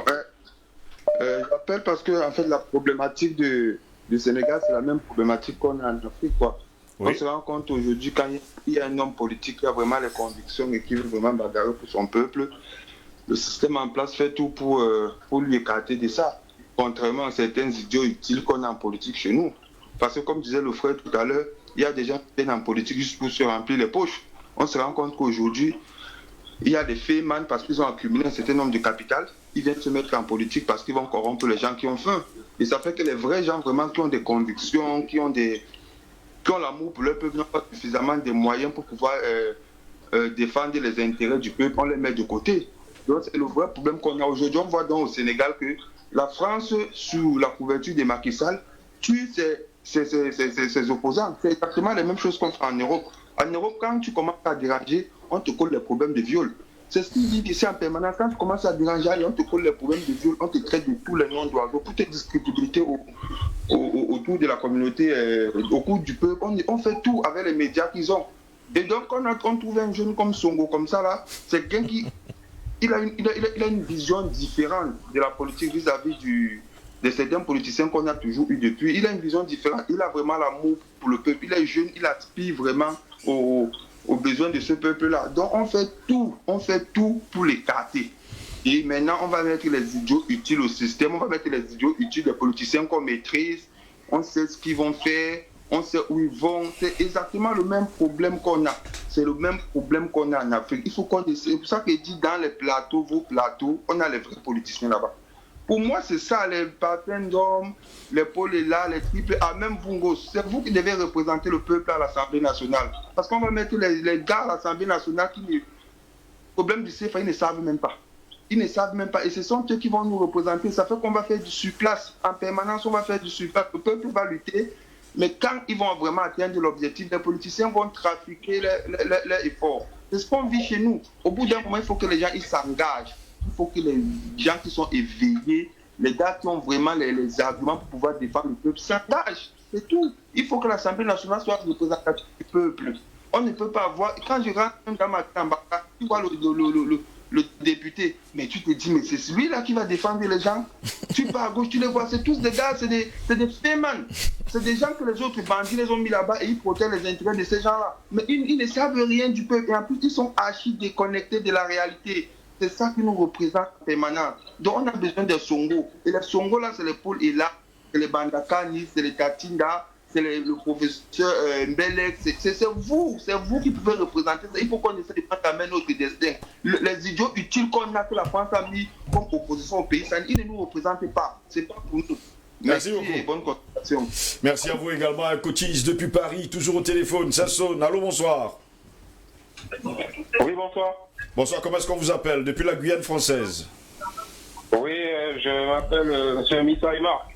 Oui, en fait, je suis beaucoup l'actualité chez vous, là. Et, vous savez, en Guyane, c'est un peu pareil hein, avec la France. On vous écoute. Oui, donc là, je suis dans cette émission en direct, là, et vraiment, ce qui se passe au Sénégal, là... Il faudrait faire quelque chose, quoi. Moi, je pense que... Je ne sais pas pourquoi l'Union africaine ne peut pas stopper ces manigances, là. Tout ce que les présidents corrompus d'Afrique, là, se mettent à faire, là, contre la population et tout, je ne sais pas pourquoi l'Union africaine n'intervient pas, quoi. On vous comprend parfaitement, hein, mais bon, c'est une grande interrogation également, l'Union africaine qui a également fait une sortie pour demander le calme du côté du Sénégal. En tout cas, merci de nous avoir appelés cet après-midi et vous nous suivez en direct depuis la Guyane française. Vous êtes d'ailleurs très nombreux à nous suivre de ce côté-là, la Guadeloupe, la Martinique, la Nouvelle-Calédonie. Vous nous écrivez d'ailleurs tous les jours pour nous faire comprendre que, eh bien, notre combat, c'est le vôtre également. Et d'ailleurs, il faut préciser par ailleurs que la semaine dernière et au début de cette semaine, ils étaient très nombreux d'ailleurs hein, dans les rues du côté de la Guadeloupe. Très nombreux d'ailleurs, des milliers de personnes pour marcher. Allô, téléphone, bonsoir, bienvenue à vous. Bonsoir. Comment est-ce qu'on vous appelle? Bonsoir, monsieur, ça va aimer. On vous écoute. Ok, je salue d'abord mon frère Parfendom. Je salue tout le monde au studio. Et pour vous remercier que tout ce que vous faites, voilà, c'est le film qui va récupérer. Tout ce qu'on voit là, les Français vont récupérer les choses tout tranquillement. Il n'y a pas le jeu dedans. Pourquoi? Les moyens, faute de moyens, faute d'inspiration. Et que personne ne m'a fait. Ce n'est pas une discussion, un débat. Quand l'Union africaine est sponsorisée par qui? Est-ce que l'Union africaine peut toucher l'Union européenne? Fermez votre bouche. De là, vous sentez que les Sénégalais est abandonné à eux-mêmes. Ce n'est pas le débat avec la bouche qui peut sauver les peuples sénégalais. C'est le fait. Donc je vous dis là, il faut que ça soit clair. Accompagnons le Sénégal, oui, avec quoi? De quelle manière maintenant qu'on va les accompagner? How can we do? That is the question. If you ask that question, how can we do? We get the answer. Maybe they say African Union. They have what to apply, which means, I think my doctor are getting me. They have which means. We are talking about the means. We need now to find the means to support those fighting. Not to talk with our mouth. We were mouth, nothing we do because they know us that they used to call us waterfall. Just like a palm best after vibrating what we get to. Ils vont faire quoi? Ils sont les choux, les oiseaux. Ils vont bavarder. On va récupérer un ministre et ça va se passer. Je salue bien les panélistes, même mon docteur qui est au stade, que quelqu'un qui part en chasse ne tape pas les tam-tams. Il part tout doucement, il tue ce qu'il veut tuer comme les animaux. Quand tu tapes les tam-tams, vous appellent les bêtes, ils vont venir. Thank you. Thank you very much. Thank you for your calling and have a nice day. Have a nice Sunday. Eh bien, on va toujours dire à nos téléspectateurs que le standard reste et demeure ouvert. Ils sont d'ailleurs très nombreux à nous appeler, mais on ne peut qu'avoir un seul appel. Au téléphone, ça sonne. Allô, bonsoir. Depuis l'Angola. Allô, bonsoir. Allô, bonjour. Bonjour, depuis l'Angola, on vous écoute. Comment est-ce qu'on vous appelle? Oui, j'appelle depuis l'Angola. Oui, on vous écoute. Oui, je m'appelle Padiawara, je suis un citoyen malien qui vit en Angola. On vous écoute. Je suis très heureux de connaître votre chaîne. Et puis ce matin que j'ai découvert votre chaîne, seulement que le débat m'intéresse à la télé, et je me suis intéressé à votre débat. Et le sujet qui m'amène à vous appeler, moi, normalement, je me pose la question, pourquoi vous accusez la France? Le coupable, ce n'est pas la France. Le coupable, c'est propre. Le coupable, c'est nos dirigeants. Pourquoi nos dirigeants? Si moi, Diawara, si je peux amener tous les intérêts de la France en Afrique, chez moi au Mali, et je le ferai aujourd'hui. Et si la France aussi vient ici, ils amènent tous leurs intérêts, ils prennent tous nos biens ici, amènent en France, c'est leur droit. Et si nos dirigeants n'ont pas été capables d'empêcher, de voir ce n'est pas dans leur intérêt, ce n'est pas dans l'intérêt de leur peuple, et ils laissent faire, ils sont le coupable. Moi, je crois que vous devez faire toute solution, chercher à tous les moyens pour empêcher nos dirigeants et parler surtout sur nos dirigeants. Moi, vraiment, je félicite tous les Camerounais. Je suis vraiment heureux de ce peuple. Si on regarde, l'Afrique n'a plus de président. On a les délégués de la France en Afrique, dans les pays francophones, réellement. On n'a pas de président. Nos premiers présidents depuis l'indépendance, qui dit, Modibo Keïta, par exemple, je parle de mon pays, Modibo Keïta, a signé avec le président camerounais 100 ans, il n'y a pas de visa entre le Mali et le Cameroun. Et jusqu'à aujourd'hui, ça continue. C'est ça l'Afrique. Imaginez, il y a quel pays aujourd'hui en Afrique où tu peux dire tu vas te déplacer librement pour aller là-bas si on ne t'embête pas pour le visa. Et regardez tous ces points-là, c'est ça qui nous manque. L'Afrique n'a pas de président là où je suis. Moi, je suis très énervé contre les présidents africains qui nous laissent à la portée de la France. Et vraiment, ça m'embête. La France a le plein droit de prendre tous nos biens à amener chez lui. C'est son droit pour faire errer, pour faire errer son peuple. Et si nos dirigeants n'arrivent pas à comprendre ça, que c'est bien là, c'est pour nous les Africains, et ils laissent faire. Je n'accuse pas la France, j'accuse nos propres dirigeants. Je ne veux pas vous prendre beaucoup de temps. En tout cas, je vous remercie. Il faut travailler pour l'Afrique. Je préfère vous, les intellectuels qui sont sur le plateau et les journalistes qui sont les présidents de l'Afrique, que les marionnettes qui sont là maintenant à nous diriger, à nous tuer, à nous faire quitter chez nous, aller vivre ailleurs, loin de nos parents, de nos familles, de nos pays. Moi, j'en ai marre de tous ces dirigeants-là. Là, je suis très en colère. Merci et bonne journée. Merci, au revoir. Merci beaucoup à vous, Diawara. Je rappelle que vous nous appeliez depuis l'Angola et que vous êtes malien, en tout cas pour vous, jusqu'à preuve de contraire. Les premières personnes à pointer du doigt, c'est tout simplement les chefs d'État africains qui, pour vous, sont des marionnettes. Au téléphone, bonsoir. Oui, bonsoir. Comment est-ce qu'on vous appelle? Serge Hippolyte. Serge Hippolyte, on vous écoute. Oui, je voulais déjà dire bonsoir à tout le panel, à tous vos invités. Et vous dire que tout ce qui est en train de se passer là, partout, même ce qui s'est passé au Mali, en Afrique et partout, c'est ce qu'on appelle le piège du désespoir. C'est-à-dire, quand un peuple a été longtemps opprimé, à un moment donné, quand il est coincé, qu'il est dos au mur, qu'il n'a plus d'issue, même avec un cul d'arme, qui peut décimer 1000 soldats à la fois. Ça, c'est ce qu'a écrit un auteur qu'on appelle Sun Souda, l'art de la guerre. Ça, c'est inévitable. S'il faut prendre l'exemple dans une femme qui est constamment menacée par son mari, elle va finir par mettre dans un coin en se disant que le jour où il va encore me toucher, il veut la battre avec. Ça, c'est quelque chose qui est inévitable. Donc, si les Français sachent qu'il est assez reculé, à prendre des dispositions très simplement et à part laisser les choses avant qu'il ne soit tard. Parce que quand l'énergie de l'espoir va arriver, quand on va atteindre ce pouvoir-là, il n'y aura plus d'issue, il n'y aura plus rien à faire. Ça va être vraiment la guerre.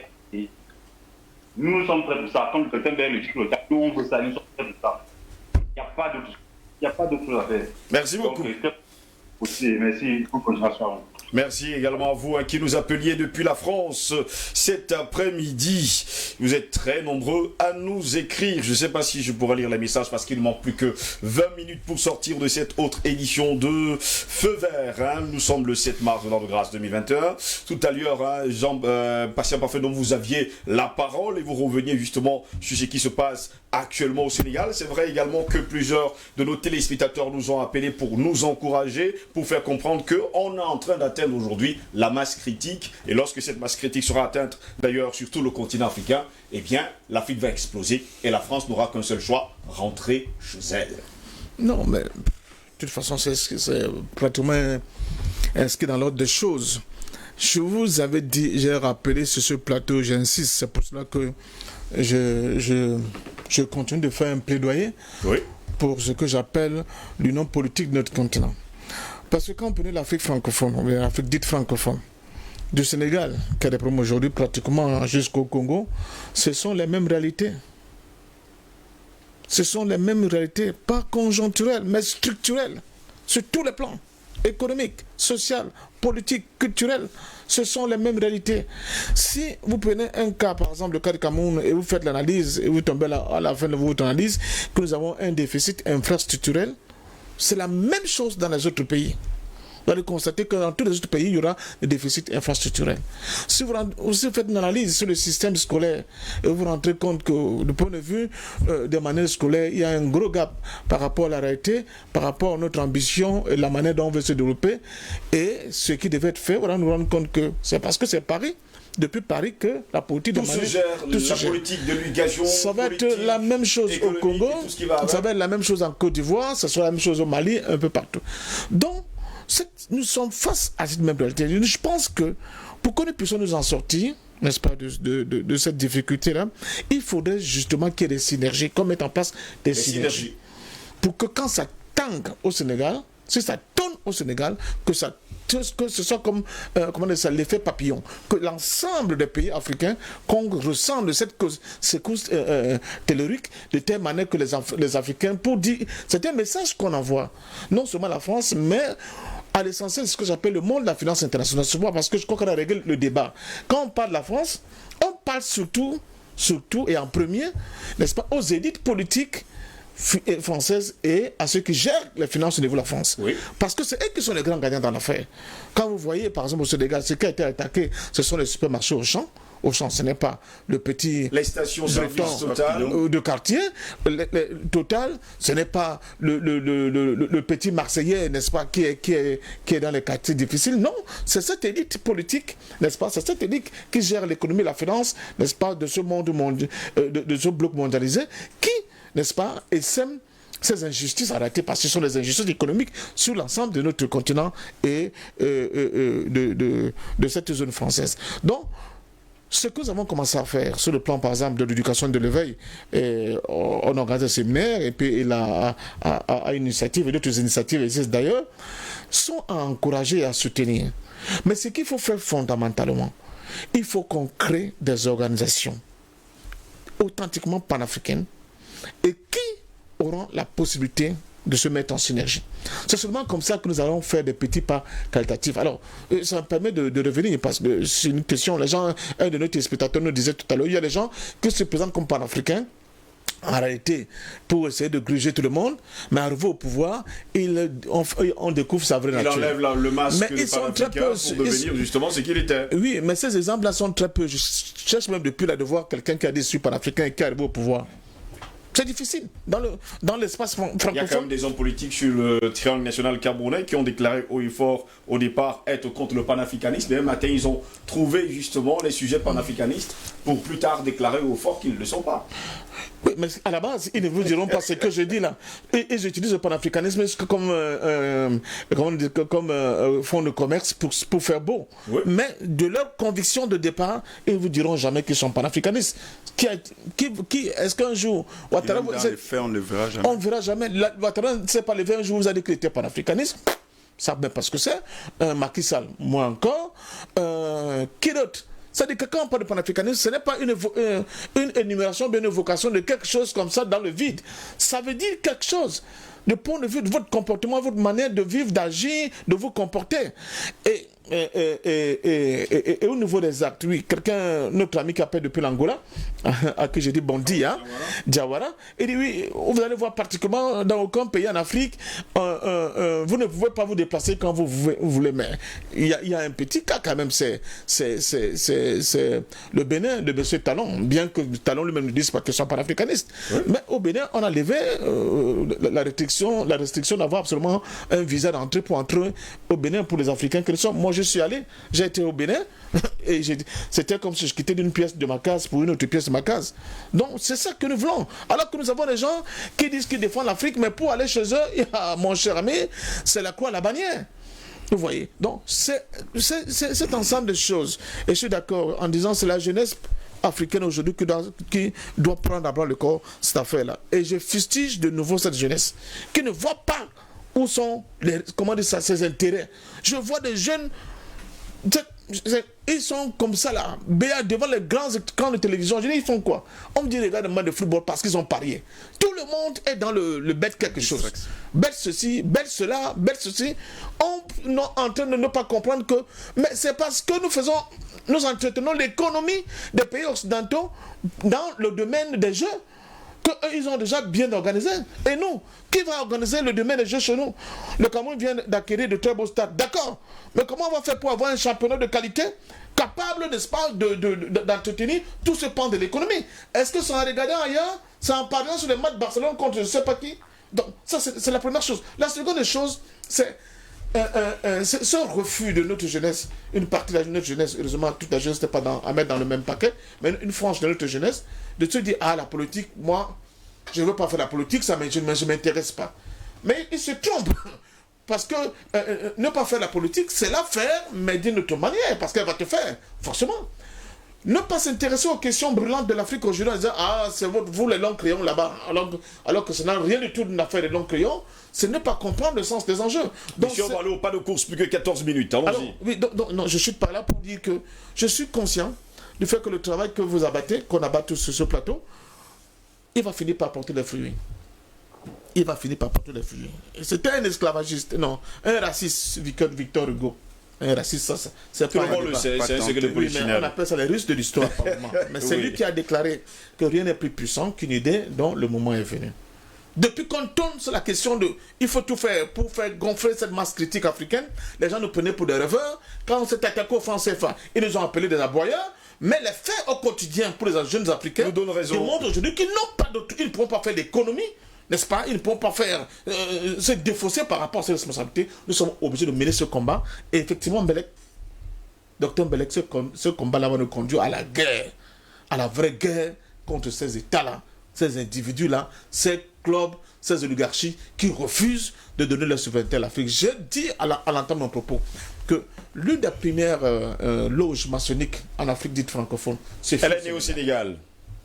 Merci, Patient Parfum Dôme, pour cette prise de parole. Allons-y avec Polela. Polela, on ne va pas également oublier que Ousmane Sonko, qui est aujourd'hui dans des problèmes du côté du Sénégal, elle a fait 10 ans, il faut le dire comme ça, aux impôts. Il est le seul, d'ailleurs, homme politique qui a déclaré son patrimoine, qui a déclaré ses biens, selon la Constitution. Alors que pendant ce temps, Macky Sall, jusqu'à preuve de contraire, croise les bras et ne dit absolument rien sur sa fortune. Oui, Steve, vous savez, le système politique qu'on appelle démocratie, et qui, pour beaucoup dont je fais partie, est un gros leurre, aime bien fonctionner avec des gens qui ont des morts dans leurs placards. Quand vous n'avez pas de morts dans vos placards, vous dérangez. Parce qu'en réalité, on aime, dans le système politique qu'on observe dans la plupart des pays du monde, y compris l'Occident, qui se présente souvent en donneur de leçons de démocratie, on aime bien pouvoir vous tenir quelque part. Oui. On aime bien pouvoir vous ressortir vos cadavres que vous avez dans les placards pour vous faire chanter. Et quand vous n'avez pas de mort dans votre placard, et parce que vous avez gardé une conduite saine, c'est le cas de Ousmane Sonko, non loin d'être un saint, mais au moins, politiquement, on a bien vu qu'il avait un casier vierge d'un point de vue de toutes les malversations financières que beaucoup de ses pairs, hommes politiques, trimballent. Donc, ça dérange d'avoir des gens comme ça. Et du coup, qu'est-ce qui reste? Et moi, ça me fait un peu sourire parce que je trouve que ça manque de finesse, ça manque même d'intelligence, parce que vous voyez, ce sont des méthodes éculées que de ne trouver aucun grief contre un homme politique et de brandir comme ça le viol. Vous savez que c'est très récurrent. On a vu ce qui se passe en Occident, c'est très récurrent. On a vu ce qui s'est passé avec Tariq Ramadan, on a vu ce qui s'est passé avec d'autres. C'est-à-dire que c'est la solution la plus facile. Et je trouve que ça manque vraiment d'intelligence, ça manque de finesse, ça manque de recul. Et donc, malheureusement pour eux, pour l'oligarchie, on parle souvent de l'oligarchie mondialiste, il y a bien une oligarchie africaine aussi, qui est en fait à la solde de cette autre oligarchie de la finance internationale. Ils n'ont d'autre solution que d'inventer des choses pour freiner l'élan de ceux qui peuvent avoir un discours qui est dissonant par rapport au leur. Alors, ce qui me rassure, au-delà des transfuges de l'Occident qui pourraient se présenter comme des sauveurs, mais qui en réalité se révéleraient être d'autres pions, d'autres marionnettes de l'Occident, ce qui me rassure, c'est le peuple. Parce qu'en réalité, l'élan du peuple ne trompe pas. Et les velléités, les déterminations, les engagements du peuple révèlent toujours, mais alors toujours, un ras-le-bol, une situation de pourrissement qu'ils ne peuvent plus supporter. Et c'est ce qui est en train de se passer au Sénégal. Et je rejoins Parfum Dôme, et il m'inspire ce que je vais dire tout à l'heure pour finir, c'est que il faudrait, parce que les gens nous demandent souvent oui, vous parlez, mais après, qu'est-ce qu'on fait? Bon, c'est une question un peu qui m'horripile parce que, en réalité, parler n'est pas faire que parler. Quand on sait que tout a été créé par la parole et que les vibrations de la parole sont celles qui constituent ce monde. Et quand on parle, c'est en réalité pas juste pour qu'on nous écoute comme devant une série qu'on nous regarde comme devant une série américaine ou je sais pas quoi, mais c'est parce que derrière, il y a une stratégie, il y a une démarche qui doit être adoptée et qui peut être appropriée par chacun.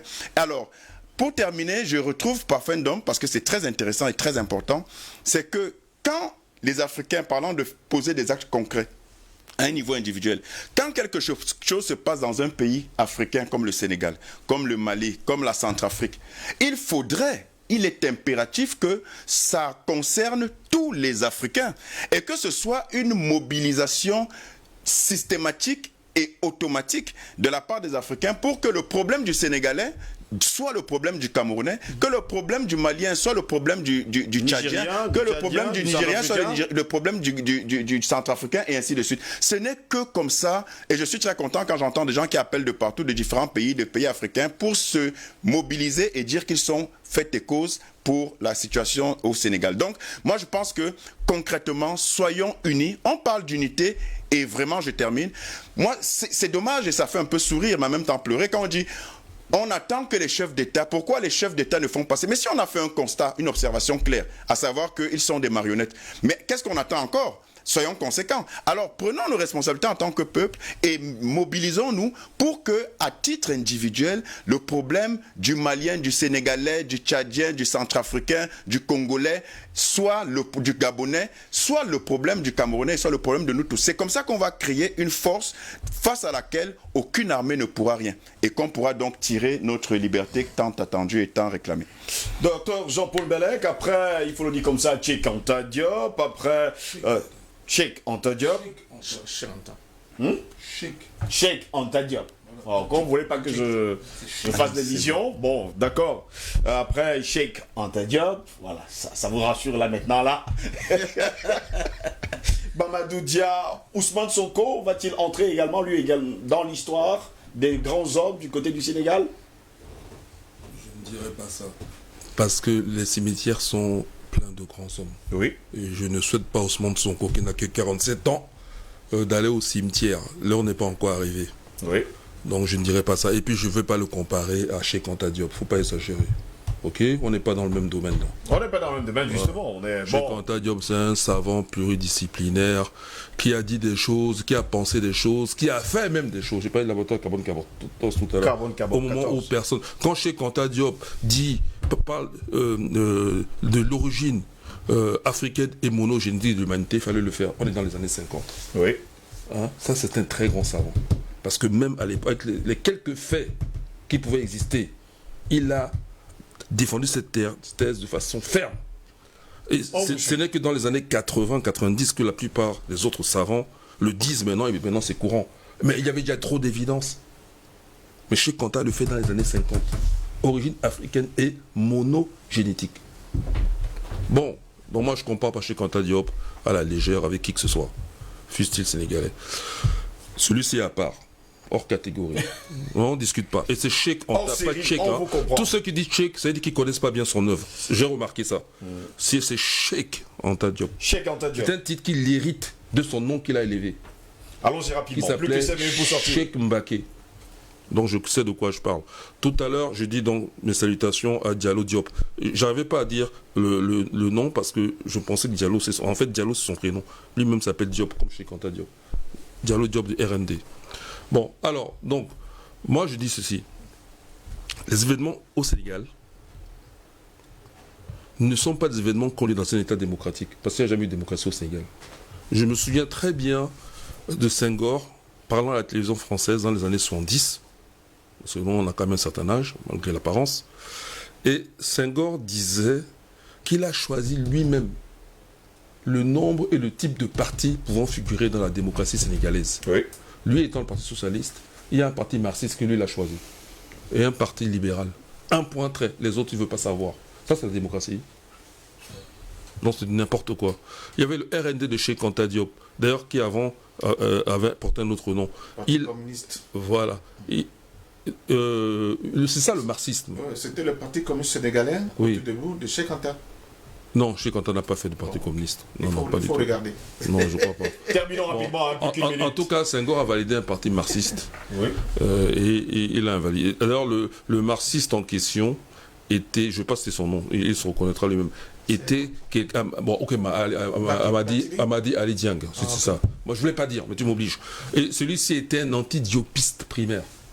Parce qu'il était marxiste. En tant que marxiste, il combattait Cheikh Anta Diop, qui prônait donc la restauration de la conscience historique africaine. Et à l'époque, il faut croire que les marxistes, ça ne convenait pas. Tellement ils pensaient qu'ils étaient internationalistes. À tort. Alors, donc, il n'y a jamais eu de démocratie là-bas au Sénégal. Il ne faut pas raconter des histoires. Maintenant, ce qui se passe, c'est que Ousmane Sonko, qu'est-ce qu'il représente?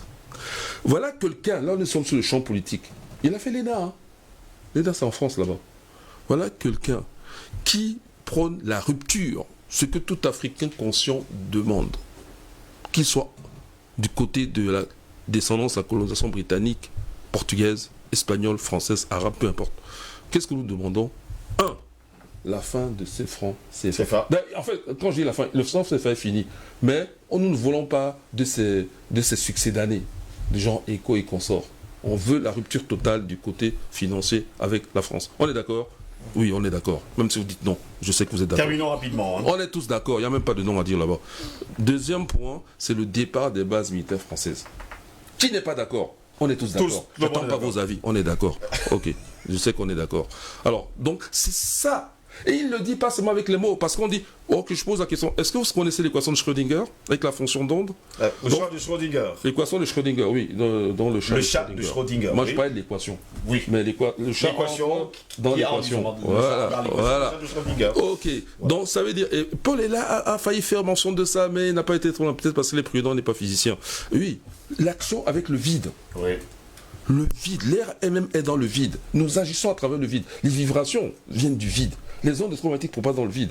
Donc, la parole que nous utilisons là, en bas, on a un mot qu'on appelle Hu, qui est aussi un mot égyptien, l'Égypte ancienne. Hu, le dieu de la parole. Donc, en bas, Hu, c'est la parole active. Je parle, ça agit. Voilà. Donc, il faut se méfier. Il ne faut pas croire que parce qu'on est là, on passe le temps. Non, pendant qu'on parle, on fait aussi des choses. Et je pense que surtout, il y a un rendez-vous avec l'histoire. Et le rendez-vous avec l'histoire, nous y sommes aujourd'hui. C'est la fin définitive de la domination étrangère sur le continent africain. Merci beaucoup. Et cela, nous sommes prêts à engager le combat physique. Et nous le gagnerons. Merci beaucoup, Dr Jean-Paul Bellec. Albert Anatole Haïssi, vous avez le mot de fin en 1 minute. En quelques secondes d'ailleurs. Je pense que le collectif de défense de la démocratie a donné rendez-vous à l'opinion publique africaine et la conscience sénégalaise de reprendre la rue demain pendant 3 jours. Pendant 3 jours, oui. Oui, je pense qu'il s'agit de 3 jours déterminants. D'abord pour la démocratie, pour la dignité, le respect, parce que les Africains demandent avant tout le respect. Vous ne pouvez pas continuer de respecter les gens qui n'ont aucun respect pour vous, ni pour vos hommes, ni pour vos idées, ni pour vos institutions. Ces gens, ils ne méritent aucun respect, que ce soit ceux qui sont de l'autre côté de l'hexagone, que ce soit ceux qui sont sur place. Je note également que, comme je l'ai indiqué tantôt, la liberté a reculé d'un cran du côté du Sénégal, ce qui constitue en mon sens une inquiétude, c'est tant que les médias et les journalistes sont attaqués, certains sont même embrigadés. Ça me pose un gros problème. Je pense donc qu'aujourd'hui, il ne faut pas dévoyer la problématique, c'est le débat. Contrairement à ce que certains membres du gouvernement sénégalais veulent faire, c'est-à-dire dévoyer le problème de fond. Le problème de fond, c'est le respect, je dis bien, le respect des libertés et des choix fondamentaux des Sénégalais. Deuxième chose, il est question d'atteindre la souveraineté et l'indépendance économique et politique des Sénégalais.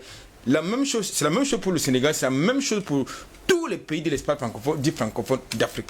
Donc je pense que de ce point de vue, ce n'est pas négociable. Et il est important que nos dirigeants, je parle des présidents ou des chefs d'État, se rappellent qu'ils sont élus par nous. Ça veut dire qu'ils sont nos mandataires et donc pas donc justement nous prendre avec condescendance, avec beaucoup de mépris, parce que c'est le cas. Parce que c'est ça justement qui a mis n'est-ce pas, le faux pot du côté du Sénégal, c'est-à-dire que cette condescendance de l'élite a parlé à ses mandants. Et ça, ce qui, à mon sens, doit pouvoir impliquer un nouveau contrat social. Merci beaucoup Albert Alatola ici d'avoir été là cet après-midi. Merci à vous, patient Parfendo. Merci à Paul Léla. Merci au docteur Jean-Paul Mbelek d'avoir été également avec nous cet après-midi. Merci à toute l'équipe technique qui nous a accompagnés durant cet après-midi pour cette autre édition de Feu Vert de ce dimanche 7 mars dans le Grâce 2021. Madame, messieurs, c'est ici que s'achève cette édition. Plaisir de vous retrouver demain matin dans le cadre de DBS Matin. Bonne soirée à toutes et à tous. Bonne fin de week-end et à demain, s'il plaît à Dieu. Au revoir.